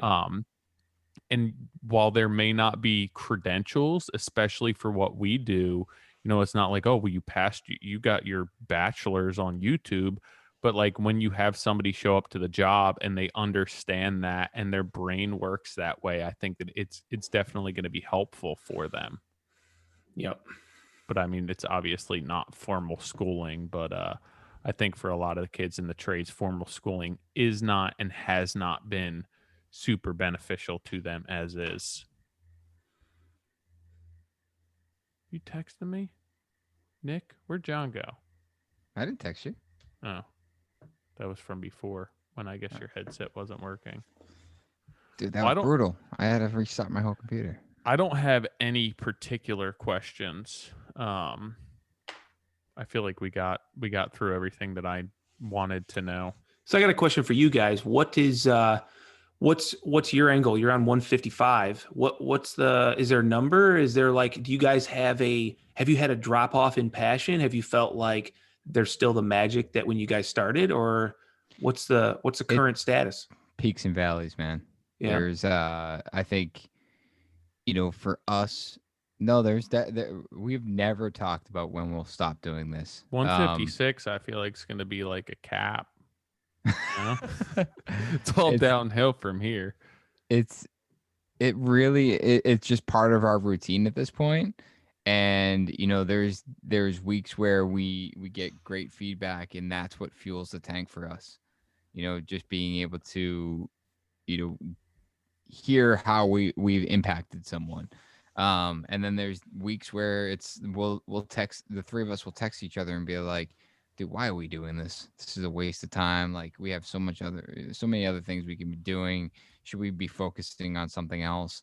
And it's like John will send a screenshot of a text message of like, hey, I just listened to, this episode and it changed my life. And we're like, all right, back on for next week. Let's go. Yeah. So that was really what drove us to booking a lot of these guests like in advance, where it's like, all right, because I think it was the first 100 episodes that we were doing. It was like week to week. Yeah. Mm-hmm. And we had times where we had to call it off. It's like going to the gym and not having a partner. Right. It's like, You hey, just you kinda guys want to throw it record tonight? I could do it either way. I'm like, good. Neither do I. Yeah. But now it's like we set it up where it's not even about us anymore. It's just about. I think that's the biggest thing for me, that it's at this point, I think we'll take it as far as everyone wants us to take it. I think when it's not bringing value to anyone else, that we'll know that. But like I think 2 weeks ago, like that was for me, I had a lot that I wanted to get off my chest. And I think that in turn helped a lot of people. But I think, for the most part, hopping on, it's a lot of work and it's tough. And, the kids are out here and I can hear my wife and what she's doing. And it's definitely not the easiest thing. But I think week in and week out, it's just more so that it's not for us that kind of keeps us going. Cool. Well, that's what's always popping up on Mondays or whatever, or Tuesdays, right after it's been released. It's like it's people's stories, it's this episode, and I don't consume content like as much as I create it. It means I don't have much time to consume it. So I might get an episode here or there, like for 10 minutes. But yeah, I think it's good that you guys are doing it. Episode 156, you said this is? Yeah. Oh. I think. Or 58. I don't know. You just rocking music on the way. At 58, 158. No music, no nothing, dude. Nothing. You just seriously silence. On the ride? Silence and thinking about how to elevate whatever it is I'm doing a little bit better. I think about efficiencies. I think about, goals and things I have to do for that day. Like that's all I do. That's my 40-minute drive to the shop. It's like thinking, and yeah, no news, no radio, no podcast. What? But if you could sing, do you think you'd just sing the whole time? Oh, well, I sing on the job site. I just edit that out and leave Greg singing in. Yeah. Yeah. That's awesome. Dude, so you got to make a video of you doing karaoke with just like some amazing voice. Yeah. Just ad lib it. I could like that. I can see Like, Kyle you could thinking handle all the this. songs. He's like, What song? What song? Well, Greg's a do you think it's gonna be? drummer, so I could get him to drum. Oh, dude, Phil Collins. Okay. That's what All you right. need to- I'll look that up. In the Air Tonight. Come on, Okay. dude, you know that song. We can't play it because Look, I'm writing it off of here. Yeah, you can't do that. I'll write it down. Yeah, I know what you're talking about. Write it down. I'll get Mental right note. on that. Carpool karaoke. Yeah. Well, Kyle, for not consuming content and for as busy as you are and as much as on your plate, we appreciate you taking the time to hang out with us tonight. Yeah, dude, you bet. I'm glad you guys finally got me on here, and hopefully the episode had some piece of knowledge that helps somebody else out. It's another way to touch people that maybe I wasn't able 100%, to. Man. Yeah. Yeah. No, I mean that's and I want to thank you for asking the question to us as to what our end game was, because I don't think I know we've never thought of that. We never thought about when this is over, what that is. It's just let's go with the motion and use the feedback that we get to fuel it. So that gives us something to stay up all night thinking about. There you go, Pretty man. much just doing it for Bernie. I'm not gonna let his candle, fade away. Tyler, What? you always pick one person and just run with the It's whole amazing. podcast. It's like the friend that has like a one funny joke, and then he continues to tell that joke. It's It like, all right, changes man. every episode. Yeah. Every episode. It's like a good comic. A comic will lay down something early and then to keep Yeah. returning to it. Yeah. Weekend at Bernie Max was probably the best. Some of my favorite movies. All right, Kyle, man. Appreciate hanging out Yep. Thanks, guys. Appreciate Thanks, it. Have a man. good See one. you on YouTube. Yep. Later. on TikTok. Yes. TikTok. Later, dude. Bye. Josh Turner. So with him talking about his exit strategy and not having a clear plan, I'm actually pretty excited about next week's podcast. We get this guy Corbin Clay. I swore you were going to tell us you had an exit strategy. Yeah. No, not yet. I'm working on it. I think maybe one day With Corbin. But Corbin Clay. I don't know if you guys know Azure Furniture. Mm-mm. He started in 2009, and it's out in Colorado. And basically, he was harvesting, or they were harvesting beetle pine or something along that lines. I'll let him explain it. Essentially, these beetles were killing these pine trees, and they were taking that wood and turning it into furniture. Long story short, he has since sold that company. But he went through the whole process of understanding how to sell the company. He's 38 years old. He's now retired. And, I think he's now started other ventures and things like that, but was able to retire at 38 by building this company up over the course of 10 years, and knowing how to sell it, and the infrastructure to actually exiting a company. So I'm excited about that. I didn't. Maybe it's the emerald ash borer. You know that? No, one? it's beetle pine. I think it's called pine? beetle Yeah, pine. that I feel like. Well, sorry, I'm not talking to my microphone. There's a lot of different blights that go through. I feel like. So we're talking about Beetle kill pine, sustainable lumber. It's like the American chestnut, man. Yeah. You know, the blight that came through. I feel like all those American chestnut isn't it's almost extinct, but it's obviously not grown right now for people to be harvesting to make lumber out of it. Back in the day, it was. Right. All right, guys. John, you have anything to add? You look at your in deep thought. I was trying to read responses to the thing, and then I always get thrown off when I get tagged with a comment. So it just, overall, lots of passion and golden nuggets to offer by the host. It's helpful when the connection across the show and topics are made to create cohesiveness. I stopped listening to the podcast because I was getting tired of Johnny's black and white antics. Feels like he's trying to prove people wrong and talk over them. The lack of nuance. The nuance is what makes the conversation interesting. I want to give the podcast another try. Really love the show. Somebody else, sorry. Keep going and tell the haters to go F themselves. Yeah, these are all great reviews, feedback. People saying we're killing it. They want Kevin back. Kevin who? From this house. I don't even know any Kevins. And there's so many people that people are asking about. Oh, they want Tyler's wife back on too. What? Yep. What? Bring her on, man. I'm down. Let's get a babysitter. Steve Teak. Oh yeah, that's a good one. Steve Teak. I think he signed up actually. Did he? Yeah. We're working on a project together. Are you? Yep. What kind of project? New house. Really? Yes, sir. Where? Well, I can't disclose the location yet. Oh God. They're working on closing the lot. Oh, there you go. Near you? Yeah. Yeah, he's from Utah. The client fell in love with his stuff, asked if we would be willing to work with an architect that was remote, and had a Zoom meeting, and the rest is history. Well, will be history, I guess. This stuff's beautiful. Knock on wood, dude. Really cool stuff. You can't go wrong, you know? But lots of reviews. I think we have 104 responses. That's awesome. Well, if you guys want to fill that out and let us know how we're doing, Survey Monkey on our Instagram. If we're doing a good job, make sure you head over to iTunes, leave us a review. We appreciate it. We are still the highest ranking podcast in our industry. Are we? We are. Siri, what is nuance?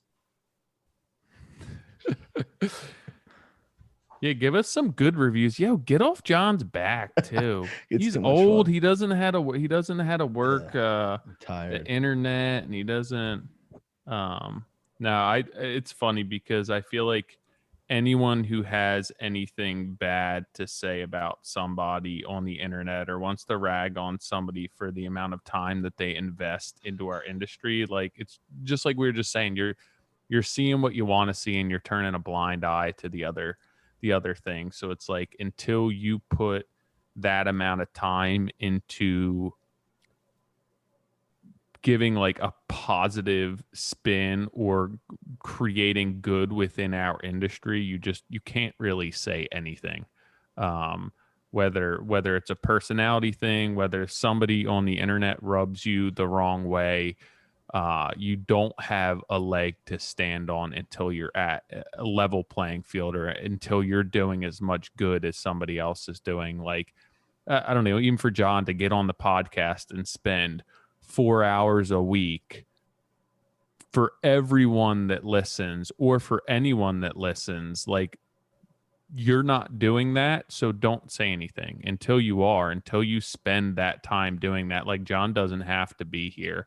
John doesn't have to hop on a phone call with anyone. John doesn't have to give you his knowledge.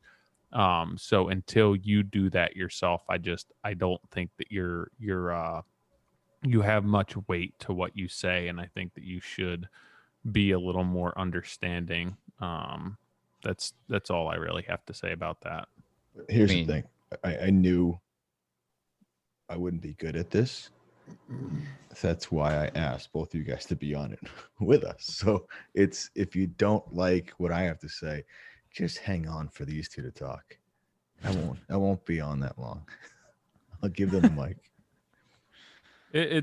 No, I mean to piggyback on what Tyler's saying, it's frustrating, obviously for us, but even for just the greater good. It's like the negativity has never helped anything, especially it just ever. And in times like all we're trying to do is shed a positive light on what we do, and when I say we, I mean the industry. And bring light to something that can be so lucrative and positive for so many people. So to shed, to loop in negativity with it, it's just arrogant. Yeah, I don't think that there's any place for it. And it having like an issue with something or a specific issue with what we speak to, I think is one thing, but basing your judgment on somebody versus their contribution to a podcast that is out there for the greater good, like I said, and show up every single week and put 4 hours into this and however much running the account and everything else, it's crazy to me. But I mean, I know John personally, right? I know Nick personally. I've met them. I know what their hearts look like, and I think that if you had the opportunity to see in and you weren't just making a judgment based on some comments on a podcast, I think that you'd probably have a different viewpoint. But I'm definitely team John. But I think you guys should lighten up some. This usually fuels the other team. That's fine. Just so we're clear. It doesn't matter. It's just, like I said, the biggest thing for me is until you're spending that amount of time week in and week out giving back to people without asking for anything in return, no compensation, no payment. It's just out of the goodness of your heart. Until you do that, you can go take a hike. Podcast is brought to you by Duration Moulding and Millwork. Now it's even easier to access our full line of standard polyash moldings and beveled siding products in New England and the Middle Atlantic region, thanks to our expanding stocking levels at both Wolf Home Products and U.S. lumber distribution facilities. Just ask for Duration by name at your favorite lumberyard in these areas. No lead time issues, no price increases. Made with pride in America. To learn more about Duration Polyash products, please visit their website at durationmillwork.com.